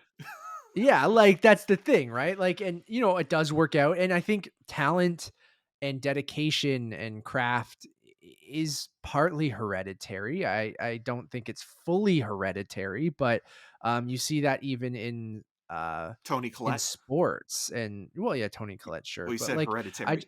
sure. I just mean like, in sports as well. I know people listening might not be sports people, but you see a lot of sons and daughters of athletes that also make it to the NHL or the MLB. And like in Toronto, Vladimir Guerrero Jr. is almost just as good or better than his dad, and stuff like that. But I mean, they're given the opportunity because their parents are, they're around the sport every day, or they, have the money and freedom and access to do all this stuff. So I think that does, but you do still have to prove yourself. And I love Jamie Lee Curtis, and I love a lot of people who are nepo babies. So it's just like Same. there, you have to prove it. And if you prove it, then I'm like, all right, you got the access, and good for you. But But work for you it, hope and she has. work for it. Yeah. She is one. I mean, she's one of the best to ever do it. Do I think that the nomination is worthy? I don't know. I mean, I I know. love the I love performance. the movie and I I love love the Deborah performance. Bobera, I but don't, but it's one of those things where it's yeah. like, I also understand why she was nominated. Again, she's never been nominated I before. This might be I'm the we're only on the chance to exact do same it. page. But But I I am love also. Stephanie Shu getting in there though too. That's the thing I'm most grateful for about that category, is that Yeah. because Stephanie Shu, for me, like looking at this now, this group is my favorite of the five. I And agree. I think Angela Bassett will win, but I yeah, hope an upset with Stephanie Shu could happen, and it's possible. I don't dual role, think it'll man. happen. Um, I don't think it will happen, No. although, it's you can tell with the nominations, people really love Everything Everywhere All at Once. So, like, it's not outside the realm of possibility. Like, I don't know with Black Panther, like, if there's still gonna be that I think Angela Bassett is so well respected that it probably will happen, but I Yes. still think that there are those people that it's still a superhero movie, like, it's still a Marvel movie, and, like, a performance for in a Marvel movie has never been nominated, and superhero performances we've seen usually in villain roles, with Joker specifically, Well, and also Al Pacino being and Dick and Tracy and yeah, sure, but I'm talking specifically like superhero, not just comic book stuff. But um, I I think that because of the Marvel Studios thing, obviously one of the most popular things in the world, but I think from the overall Academy, I'm curious if there's a possibility for an upset because of that. And I think there is, but most likely Angela Bassett's just going to win. I disagree with Um you. I think it is Bassett's to win because I no, of I'm the saying that, longevity but of her career. She's been nominated I once agree. before for playing Tina Turner in What's Love Got to Do with It, along with Lawrence Fishburne. And it's going to be again like a career nomination. It's a great performance. I think she really is She's amazing in Black fantastic in the Panther: movie. Wakanda I Forever, especially like that courtroom sequence is like it's like that was enough. But then also, the sequence where having she thinking she outcasts lost her daughter, yeah. and top of everything she's already lost. Like there's a really powerful narrative there, and I think it really is hers to lose. And if there was an upset, it would be more surprising than anything else. I think the person that does have a shot, if there was going to be an upset there, would be Carrie Condon for the Banshees of Inisherin, Yeah, because that movie is also really well liked, and it's an totally. acting kind of showcase. It The is the yeah. the thing I want to quickly mention, in terms of the omission, and I think that it's kind of it's not great, is women talking. I think Jessie Buckley No acting nominees, and right? Claire Foy, especially Jessie Buckley, for me, like some of the best work an actor has done in the past year, and Do you think they all like canceled each other out almost? Like I do. probably? Yeah, I honestly do. same. I think it's one of those things where it's like, and it's also who's lead and who's supporting who, and are they I all think lead, and exactly. or So are I they all think supporting? that probably messed everything up because you probably had some people voting for them in lead, some people voting for them in supporting. You probably had it split based on the actresses in the movie. Um, Obviously the two you mentioned with Claire Foy and Jessie Buckley, but like, um, I think that's probably just what happened there because like it's showing up in Best Picture and Screenplay, but then nowhere in the acting categories is interesting, but And it's an and actor's piece unfortunate. in a lot But of ways, right? Like that, like exactly, that's yeah, it's like it's like the default criticism for the film when it was kind of playing the festival circuit is it's like a stage play, stage and play, which is and an you're actor's watching movie, right? actors Like, exactly, and for it to yeah. get no nominations, and rare, like the Critics Choice uh Association nominated it for supporting actress for Jessie Buckley, but yeah, it not showing up in an acting category is kind of strange. It's also weird that a lot of people did think that like Ben Whishaw would kind of pop up last minute for Women Talking, where he hasn't shown up anywhere Imagine this he's the only acting nominee for that for movie. Women Talking. I'm glad that didn't happen. Like, Well, I'm it just would like, be as cause that bad as Spike Lee movies getting nominated for and the supporting one actor, and the actor, white guy yeah. gets nominated for like Danny Aiello for Do the Right Thing, or Adam Driver for Black Klansman, and that happens though too. Like it's like that could have And happened. not taking anything away from those performances. They're No, all very, very good, but come on. Like, yeah, that's just like the most blatant kind of like, "Hey, here's what the Academy is." And like, again, yeah, I agree. I don't know who you take out in supporting. I mean, in lead, I think there's some room to wiggle there. If you can, I would consider all the women in that movie basically leads, like for the most uh part, like shared, Michelle Williams, I not think, all of them, but is the one, and that is the other interesting thing this year, the Michelle Williams campaign. So Michelle Williams deciding that she wanted to go lead, she did, but I think that also created a bit of confusion throughout the award yeah, season, because there were places where she wasn't, like, she didn't get nominated for SAG, and yeah. Paul Dano did for supporting actor, and he was the only actor that showed up in the individual nominations. And so a Yeah. lot of people, including myself, thought like, oh, maybe is this going to be a kind of She'll miss thing out. where Yeah. she'll either miss out or she'll be nominated in supporting, because the year that Kate Winslet campaigned for both The Reader and Revolutionary Road, which is back in 2008, she was being put in supporting for The Reader. And then the Yeah. Oscar nomination morning came and she was only nominated for The Reader, but she was nominated for lead. And then Al Pacino back in the 70s with The Godfather campaigned for lead, but then he was nominated for supporting and didn't go to the Oscars because he protested it, because he's basically a co-lead with Marlon Brando. I think he's actually in more of the film than Brando is as Don Yeah. Corleone. So yeah, that's always kind of a weird thing as well, where it's like category placement, because like you look at someone like Brendan Gleeson in Banshees of Inisherin, that is a Co-lead. co-lead. I mean, Barry Keoghan Yeah. is Yeah. more of a supporting performance than it is a lead. So, um, it's always kind of an iffy thing. But I'm also just again pumping up our own work that we did in the last year. Ki Hui Kwan being nominated and also winning every single supporting actor award, it seems, other than the National Oh, Film it's his Awards. to lose, right? Like it Incredible, can't. It incredible would be performance. it would be a huge upset if anyone other than him won for that. So yeah, I'm curious to see how these acting nominations net out, but let's lead or move on to our last category, which is best picture. 10 nominees this year. Here they are: All Quiet on the Western Front, Avatar: The Way of Water, The Banshees of Inisherin, Elvis, Everything Everywhere All at Once, The Fablemans, Tar, Top Gun Maverick, Triangle of Sadness, and Woman Talking. Great to see Women Talking in there. We've already mentioned. You see All Quiet on the Western Front making it in for Best Picture, which is again movie that wasn't on my radar until like the last couple weeks and now showed up everywhere. Obviously, people who pay more close attention to this, we're talking about that movie a lot more than Eric and I, but it's cool to see that get in. Avatar makes sense. It hasn't really shown up other than some of those technical awards. Really, like it didn't really show up anywhere other than a couple technical awards. So it making it in still sort of makes sense. Banshees was expected, Everything Everywhere leading all the nominations. Fablemans makes sense. Tar makes sense. Top Gun, a movie we would never guessed at the beginning. If you said the beginning of 2022, hey, Top Gun Maverick's going to be nominated for Best Picture, we would have probably laughed in your face.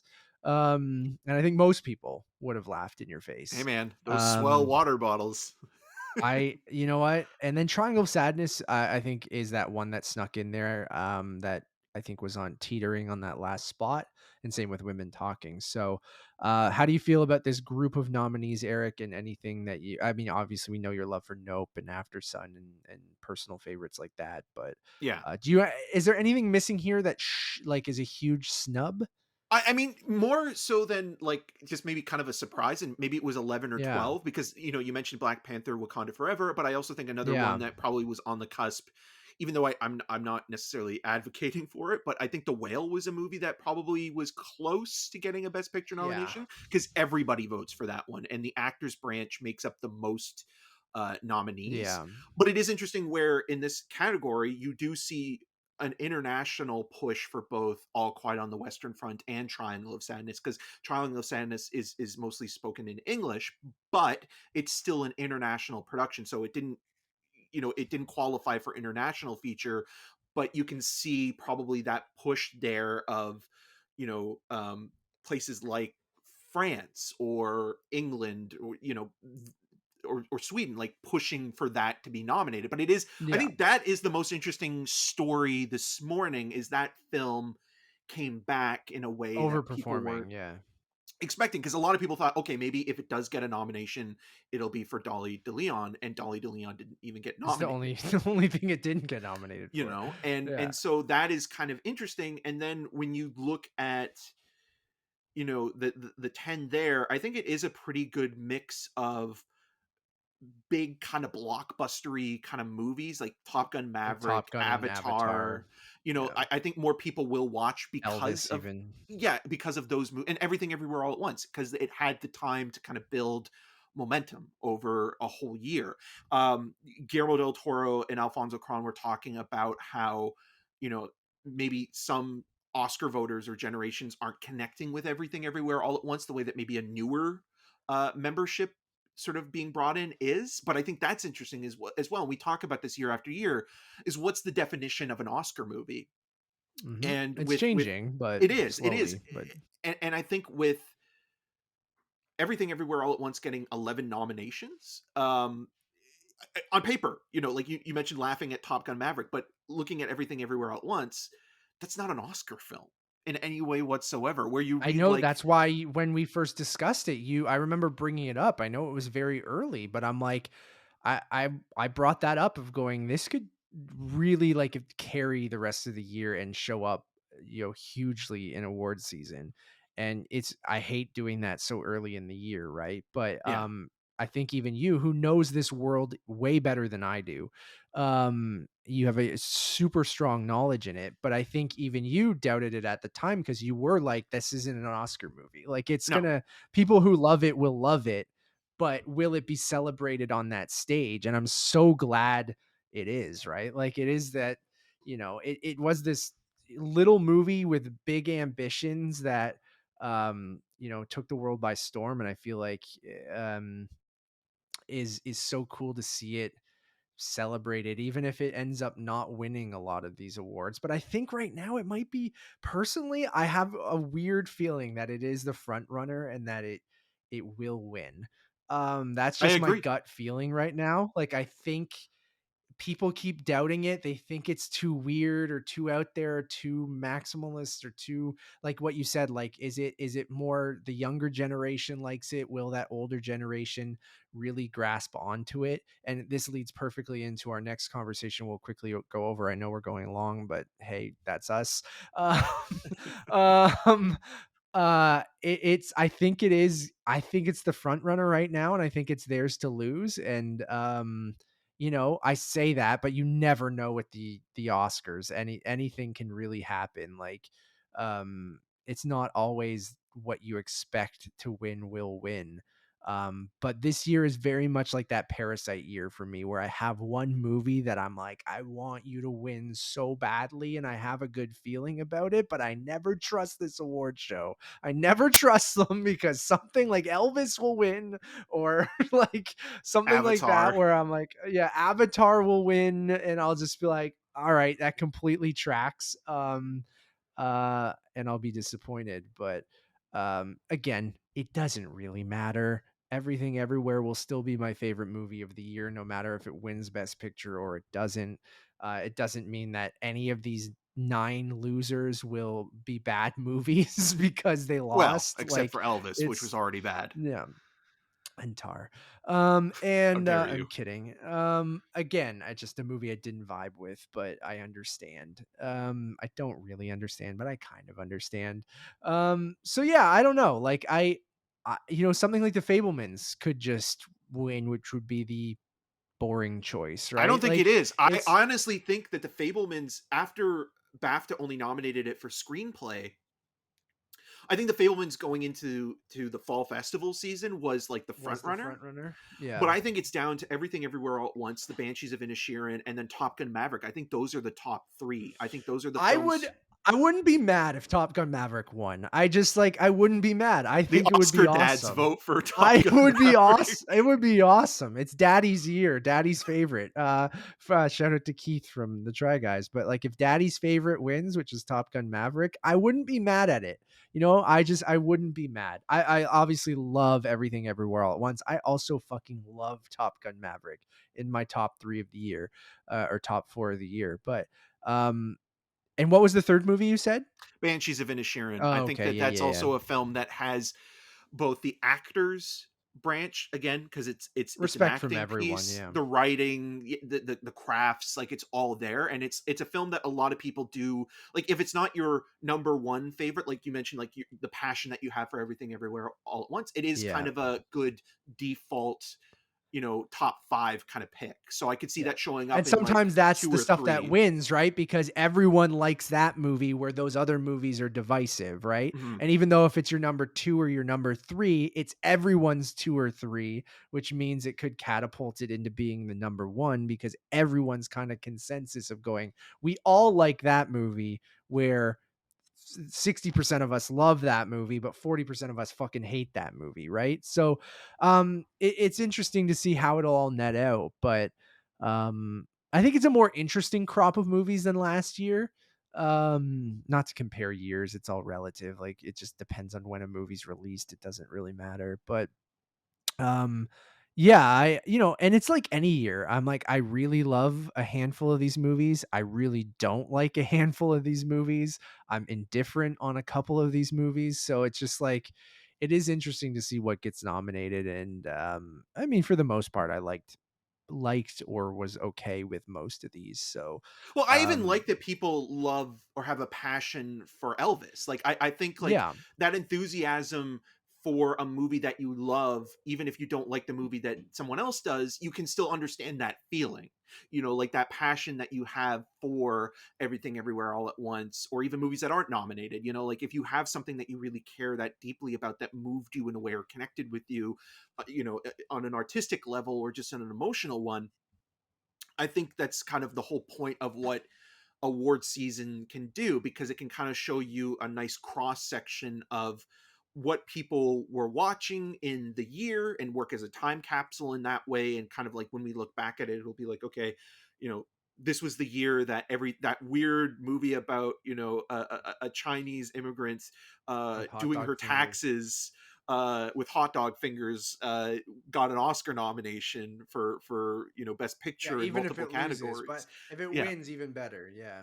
And But so with that, like it's kind of like that's kind of a win in itself. No matter what happens now, everything the Daniels, like for their next movie, if they win, it'll be amazing, because it'll be like the Academy Award winners, the not Daniels, win. or the Yeah. Academy Award nominees, the Daniels. Oh, Bring you this alone Swiss will Army let Man 2. them. This alone will get them, enough from whether it's A24 or didn't they sign a overall deal with I someone think they else? did. Wasn't it? Yeah, a Focus, I Wasn't think, it or something. Focus, like Universal or something, Yeah, wasn't it? Yeah, they yeah. did. So like, and you got to think, Universal and Comcast has a little bit more money than A24. That being said, that goes with, you hope they get like final cut on their movies, and hopefully something like this gives them that opportunity to have that in their deal, because you hope a big studio wouldn't try to kind of meddle with their wackiness, like their weirdness, Let like. them be And them, and let yeah, them and do that's their own obviously, thing. so it'll be exciting to see what they do next, because they can probably do whatever the hell they want after this, even if they don't win, right? Like, I All hope they eyes will be win. on them after I this, for hope sure. I hope they win directing and best picture. I would love it, but we'll see. But yeah, you never know with the Oscars. It could just, it could be Avatar, and that's fine. It But probably won't be, just because it's like we'll give it to Avatar 4 or 5 if it's good, like in the same way that like probably Return of the Dune King one or Dune 2, 2. Yeah. yeah, where it's like we'll wait until we get to maybe the last one and then give it the win. But yeah, I mean, like, again, overall, I think it is a pretty good cross section. We've talked about this whole episode, where there are certain nominees or films that didn't get nominated, but it is interesting where passions lie. And going back, it'll be interesting to see like which of these films will last. We talked about the Nepo baby thing, but like it'll be like the Oscar baby thing. Like what is going to be, or what are going to be the films on these, in these categories, in these groups, that we'll think about in 10 to 15 years from now? What are going to be the films that are the artists? Like what are those movies as well? Like what are the Yeah. films that be like, oh, the artist won best picture and no one talks about it now, Or or got King's nominated, Speech, or yeah, you or know something like that, right? but Yeah. everyone Which still talks about The Social Network. you know what a travesty that was. But anyways, that's the we I'm like, oh, we'll just do a quick episode, we'll fit all this stuff in. My second time code started at 9 minutes, and it's like 95th Academy Award nominations, and the next time code is 1 hour 50 minutes. for the next thing, Critics' Choice. So, Eric, it's a good segue because we talked a lot about Everything Everywhere All at Once. To just go over the Critics' Choice winners. I mean, we vote in this. We can kind of give a little bit of background. We won't spend too much time on this. I'm just going to run through the awards very quickly, and then we can kind of talk about the award show as a whole. And maybe is it a precursor to, the Academy Awards? Not really. A lot of the members in our thing aren't going to be members in the Academy. I mean, probably 99%. I don't think anyone would be. Leonard Maltin is, I think, the only Leonard one. Maltin is okay. There you go. Yep. There's the 99%. There was that 1%. That's why I didn't say 100. So there will be a few people, obviously, maybe Leonard Maltin and someone else, but I just want to talk about it because we vote in them. It was I think a pretty decent award show. Flew by, but I think there's some things with combining TV and film that kind of make it a little bit too much in one show. But otherwise, I'm excited to talk about some of the winners because we do vote in this. So I'm just going to go through the winners. I'm not going to read out everything else that was in each category just to kind of speed things up. But then we can talk about whatever we want afterwards. Does that sound good? Yep. Okay, so I'm just going to start from the top. Best Picture goes to Everything Everywhere All at Once. Best Directors goes to the Daniels for Everything Everywhere All at Once. Best Actor goes to Brendan Fraser for The Whale. Best Actress goes to Cate Blanchett for Tar. Best Supporting Actor goes to Ke Huy Quan for Everything Everywhere All at Once. Best Supporting Actress goes to Angela Bassett for Black Panther Wakanda Forever. Best Young Actress goes to Gabriel LaBelle for The Fabelmans. Best Acting Ensemble goes to Glass Onion and Knives Out Mystery. Best Original Screenplay goes to the Daniels for Everything Everywhere All at Once. Best Adapted Screenplay goes to Sarah Polley for Women Talking. Best cinematography goes to Claudio for Miranda for Top Gun Maverick, not even a nominee for the Oscars, which we just talked about. Best editing goes to Paul Rogers for Everything Everywhere All at Once. Best costume design goes to Ruthie Carter for Black Panther Wakanda Forever. Best production design goes to Florencia Martin and Anthony Carlino for Babylon. Best score, Hildur Guðnadóttir for Tar. Not a nominee for the Oscars. Best song goes to Natu Natu for RRR. Best hair and makeup goes to Elvis. Best visual effects goes to Avatar: The Way of Water. Best animated feature goes to GDT's Pinocchio. Best comedy goes to Glass Onion and Knives Out Mystery. And best foreign language film goes to RRR. Not a nominee for best international film at the Oscars. Flew through that. Eric, anything you wanted to bring up as a whole? I can start. Obviously I'm wearing this shirt. I voted for it basically everywhere. We just talked about it leading the Oscar nominations. Everything Everywhere All at Once had a fantastic Critics' Choice, winning Best Picture, Best Director, Best Supporting Actor, Best Editing, right? Best Editing, Best Original Screenplay. So it kind of cleaned up, and I voted for it in many, many categories. So I'm glad that worked out. So my vote felt like it counted a little bit. So I, again, was a huge champion for that movie since the moment I saw it. And I'm glad to see it celebrated here. So even if it maybe doesn't win at the Oscars, it still gets its kind of flowers from the critics. So I'm happy to see those dorks get shine for this movie because they're just like they're shine uh, hearts. yeah. I just really I love those guys, and I think that they are great, and I love seeing that movie celebrated. So quickly, I'll go over some of my other picks that I did contribute to. Ke Huy Quan, obviously, I did vote for Angela Bassett, even though I love Stephanie Hsu. I did not vote for Brendan Fraser or Cate Blanchett, but that's okay. I would have loved to see Frankie Corio in Best Young Actor or Actress. That's taking nothing away from Gabriel LaBelle, who I think is actually quite good. Ensemble for Glass Onion makes sense for that movie. It is truly an ensemble piece, so I'm totally cool with that. I might have even voted for it there. I Love voted for seeing Women Sarah. Talking for that category. Just Yes, throwing that's that out actually there. a great choice as well. And as well, another movie that is a fantastic ensemble, and maybe why it gets split up because it's more the collective of all of them together. Sarah Polley for Women Talking is great. I think that is what I voted for. I love seeing again some things that won't get celebrated at the Oscar, like Claudio Miranda's top for Top Gun Maverick for cinematography, or Hildur Gudmundsdóttir for Tar. And if I'm trying to do that correctly, I think I'm close. But Come on the show and she's let us she's know, please. She's wonderful. Both her scores for Women Talking and Tar are great. Even if I don't love Tar, obviously I can't deny that the music is spectacular there. Natu Natu and RRR winning for Best Song and Best International Picture. And I'm so glad we even got it into Best Picture for the Critics' Choice Awards, but love that it got to be celebrated in both of those. And same with GDT's Pinocchio and stuff like that. Any your thoughts overall, Eric, on the awards? I mean, there I'm the gonna go to the one bathroom. I'll still be listening. the one thing that I really do appreciate in this year, I mean, obviously Everything Everywhere All at Once doing quite well, but also RRR. You have this Tollywood crossover success that again has really kind of generated more than just a cult kind of following. It's really kind of found an audience on that international scale, and I think more people that see it theatrically than just necessarily watching it at home on Netflix, which isn't a dig against Netflix. It's just there's something about a movie like that when you watch it theatrically that has a power to it, and when you see it on the big screen you realize, oh, okay, that's why like you vote for something like that, because it is the power of cinema. And I think that that actually is more of the power of cinema than even like something like The Fablemans, which is also about how we interpret and see our lives through film.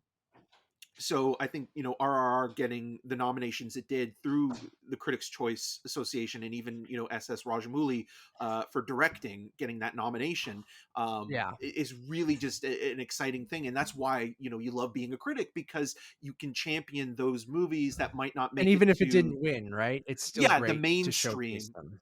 Yeah, and it's and weirdly, in a way, this year the Academy kind of did that a little bit with to Leslie, where it's like you would Yeah. think like the critics groups would champion something Would have like been the that, and then one. it Yeah. wouldn't make it into the big leagues, so to speak. But it's kind of like a weird reversal. So yeah, going back to the critics choice stuff, yeah, there's a lot of great nominees, and like you know Jessie Buckley was my number one pick in supporting actress, but I think Stephanie Shu was a close second. You had people, like Paul Mescal and Charlotte Wells doing incredibly well.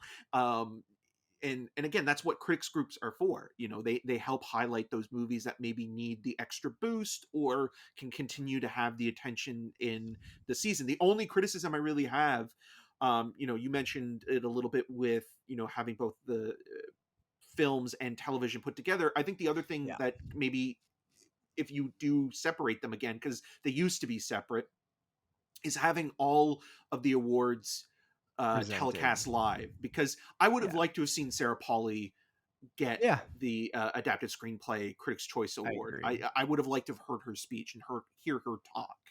I know we're And part of this organization, but constructive criticism. I do agree with you fully. That was the one. I thought it was actually a really solid award show. I love that they kept it on time. I thought I was, Chelsea Handler did a good job, she hosting. It kept it wasn't moving. any like, yeah, like everything, it kept it moving. I thought all the speeches were fantastic. Like, I did think it was a very solid award show, and maybe partly that's bias, I don't know, but like I'm trying to become as unbiased as possible. But the one thing I really hope that they change is and I know we got an email asking for our feedback, so I will send this through. I usually don't participate in stuff like that, but I feel like I know I need to actually kind of vocalize this, that I really do think that TV and movies, especially TV, is getting bigger and bigger and more prestige, and just as big as film, I think, if not bigger in this streaming world at sometimes, that I feel like putting them together on the show does a disservice for both the films and the TV shows. So like I just feel like they don't get enough spotlight, especially on some of those technical categories or things like that. And then the pacing of the show being very front loaded for television and then very back loaded for film um was a strange, like, I think again, it did a disservice to both where it was like, okay, let's get the TV ones out of the way. But then I also felt like I was waiting an hour and a half before I got any film awards on the TV event. Right. And I know they held those for the end because those are bigger. I'm using air quotes, than TV, but, that's to be argued, right? People who love television or in that, side of the awards could argue that as well. And I just feel like, the Globes do it, sure they combine them, but I just feel like separating them might be a good idea moving forward because I think you just can't. There's so many awards. We already have tons of categories on the film side, and then you have tons of categories on the TV side. How you fit that all into a 3-hour show without snubbing, like, what's the point of even giving those awards out? So you can have a sticker on like a DVD box is like, it's like you might as well have sent a press release. Like it's just, um, that's the kind of thing when you're like, here's 5 awards and the winners and the people who win the awards don't even know that they won, let alone what movie they won for. Right. Like that was the whole thing with Hilder. She's like, oh, they thought that she won for Sarah Pauly thought she won for Women Talking and then took her 20 minutes before she realized she won for Tar, and then like stuff like that because it was handed out in like a breakneck pace, like right before a Sarah commercial Pauly, or always something. taking other people's Um, credit. um, she's great. And so yeah, stuff like that where you're like, oh man, I would have liked to see that speech, right, from Yeah. Sarah Pauly or whoever, and them actually get some recognition in front of their peers and on a televised kind of event, right? So I think that was my only criticism is like you want to see all the awards presented, so maybe I think you have enough here that you could do 2 nights. You could do a television event and you could do a TV event, and both of them would be worthwhile, I think personally. So, and that's a compliment. I mean that. Like, I do think that there's enough to be celebrated there. Oh, and the other weird thing is both nominees going up at once. Like, or Oh both yeah, winners yeah. going up at once, which Seth Rogen made a great joke and he ripped apart the CW, which I thought was very funny too. But him going up being like, that was weird. Like, do we always do that here? Is like, and that was the first year that they've done that, right? And then Well, they've had I ties in the past where they've had both actors come up together, sure, like Lady but Gaga and Glenn Close, when they both won or they tied for that's A Star Is Born makes and The Wife. sense, right? But just having both go up to try to be like, oh, so we don't have to have the presenter, like 2 different people come out to present those awards or whatever, and have 2 people walk up and you just do it all at once, which it just made for, it was awkward, but also I'm like, I kind of don't mind it because you have 2 people on stage that you didn't expect to be on stage together and it adds some sort of personality. So I'm not fully against that. Just I maybe just better thought it was, coordinate it and like yeah, let or all let the people nominees know. know. Yeah, yeah, like, so you had some really fun moments because of that, but, I think it does add some personality, but I do also find that it was a strange choice, but I'm not against that choice moving forward if it keeps things moving. And I do understand the idea behind it of going, we're going to announce both of these at once. We'll get both speeches out of the way. It shaves off just enough time that you can kind of keep it moving. So I'm like, I'm not against that, but also coordinate it a little bit better, being like, okay, this person's going to talk first, let everyone know that they're going to come up first or something, or like, I like the people who'd go, no, like when Henry Winkler waited and said, no, please, you go ahead first, and kind of stuff like that, made for some interesting kind of moments. Had the same But look that he yeah, did at the so end of Barry season 3.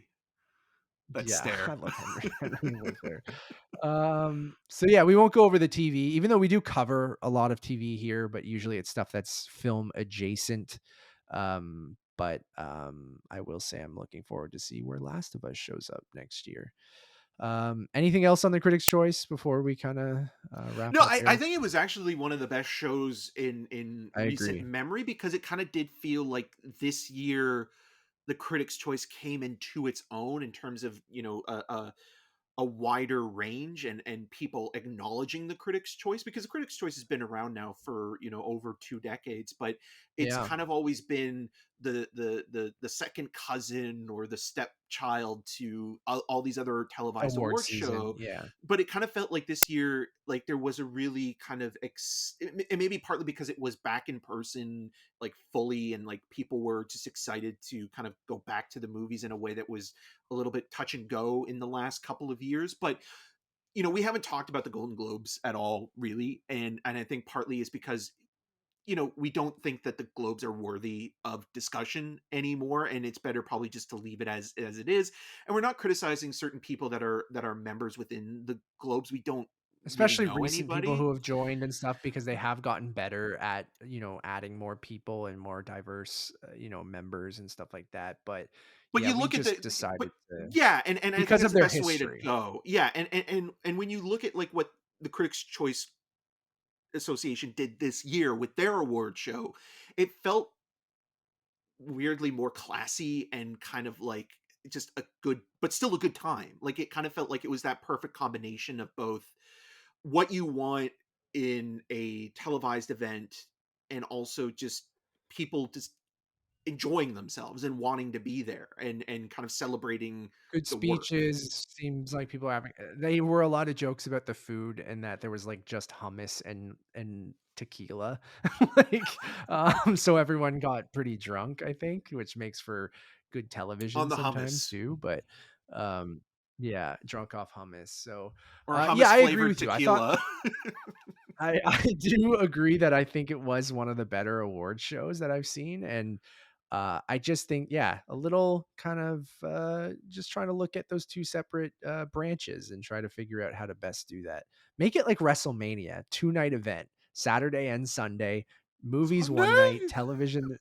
television one night, movies the next night, and like just do it back to back. You just rent the hall. It's the same setup. It's the same whatever. That way you can fit more members in. You can fit more like people in the actual main ballroom. Like I think that I don't know if that can sustain itself. I have no idea, but And we have just to an go. idea We have throwing to it go out there. together Oh, 1 year we will. Probably in next year.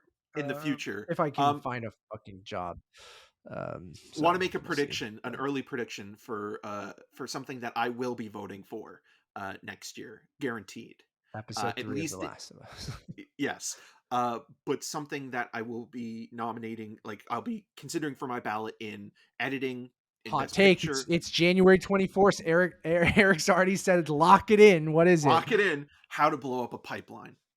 I think that Oh my god, movie yeah. Keep an deserves eye to. on it. That's a critic's movie, and I think that's a film that could potentially catch on in a wide way, the way that Everything Everywhere All at Once has in this last year, and the way that it had that reaction at TIFF.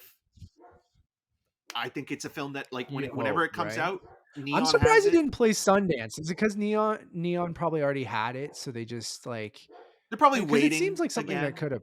Yeah, yeah. Yeah, When's and it supposed to come out? I think it's like there's no official date yet, but I think it would Yeah. probably be like spring or summer. And like again, a movie that needs the word of mouth of film critics. I think that that's something that if the way that it got the response it did at Toronto, we need to keep talking about it.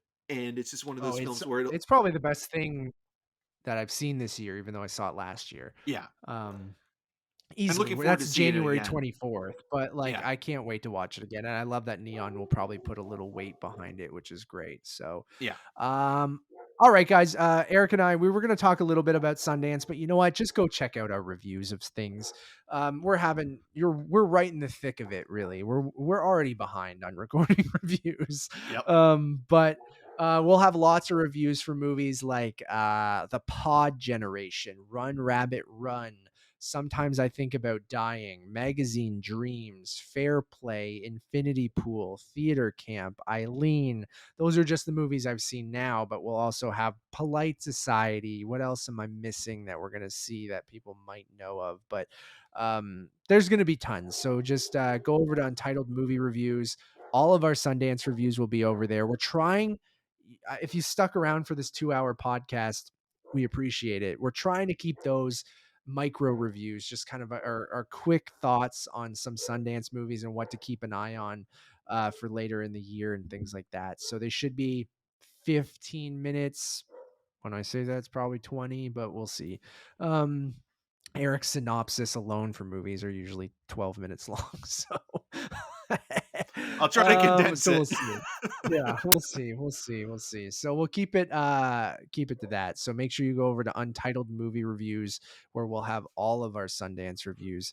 Head over to The Cast of Us, which is our new Last of Us HBO podcast. So each week, Sunday nights, 10 p.m. Eastern, right as the newest episode of The Last of Us ends on HBO, you will be able to get a new episode of The Cast of Us, which is something different Eric and I are doing.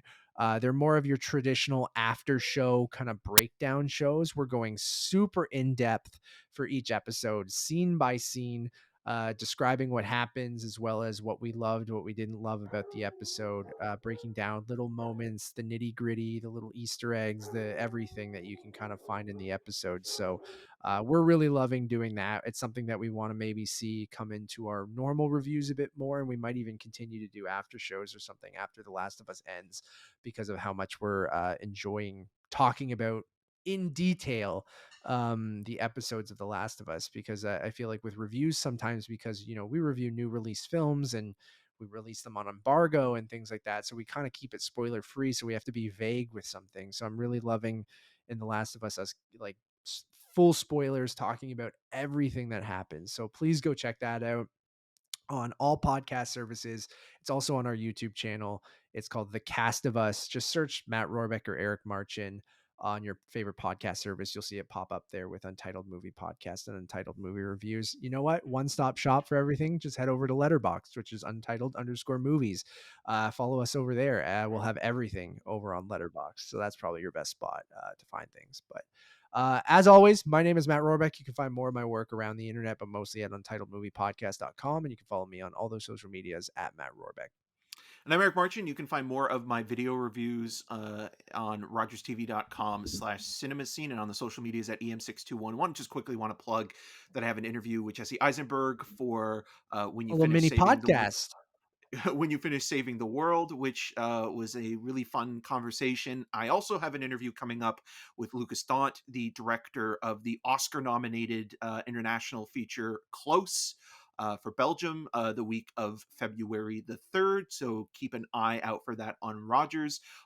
Lastly, I think we always talk about this, but we're not Oscar podcasters or pundits in the traditional sense. So the people How you should dare be you? We have a following. graphic now. We have a graphic We now. do, we do.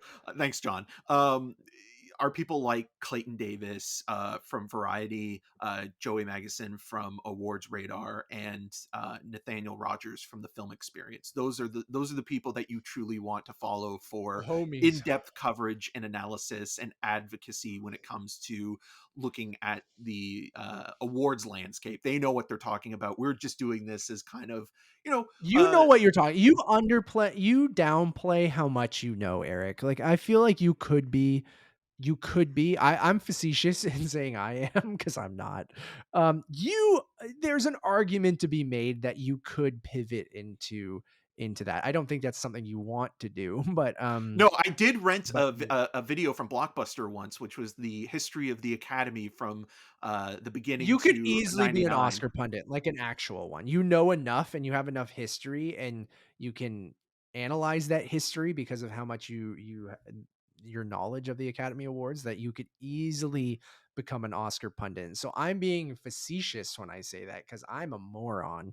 But you know what the hell you're talking about. So don't downplay that. So in the future, if we need to pivot, maybe you just become an Oscar pundit. We'll see.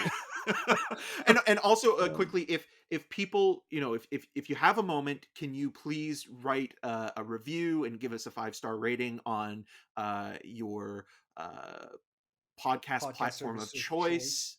And it helps. It really does. And like, even for the cast of us, we really appreciate all the feedback that we've been getting so far. We really love doing it. And thank you so much for taking the time to listen to even just 5 minutes of any of these shows. We do go on long. Well, if you got to this point, you've listened to over 2 hours, and thank you to anyone who does. Until next time. The year 2022, my year of dicks. Bye, everyone.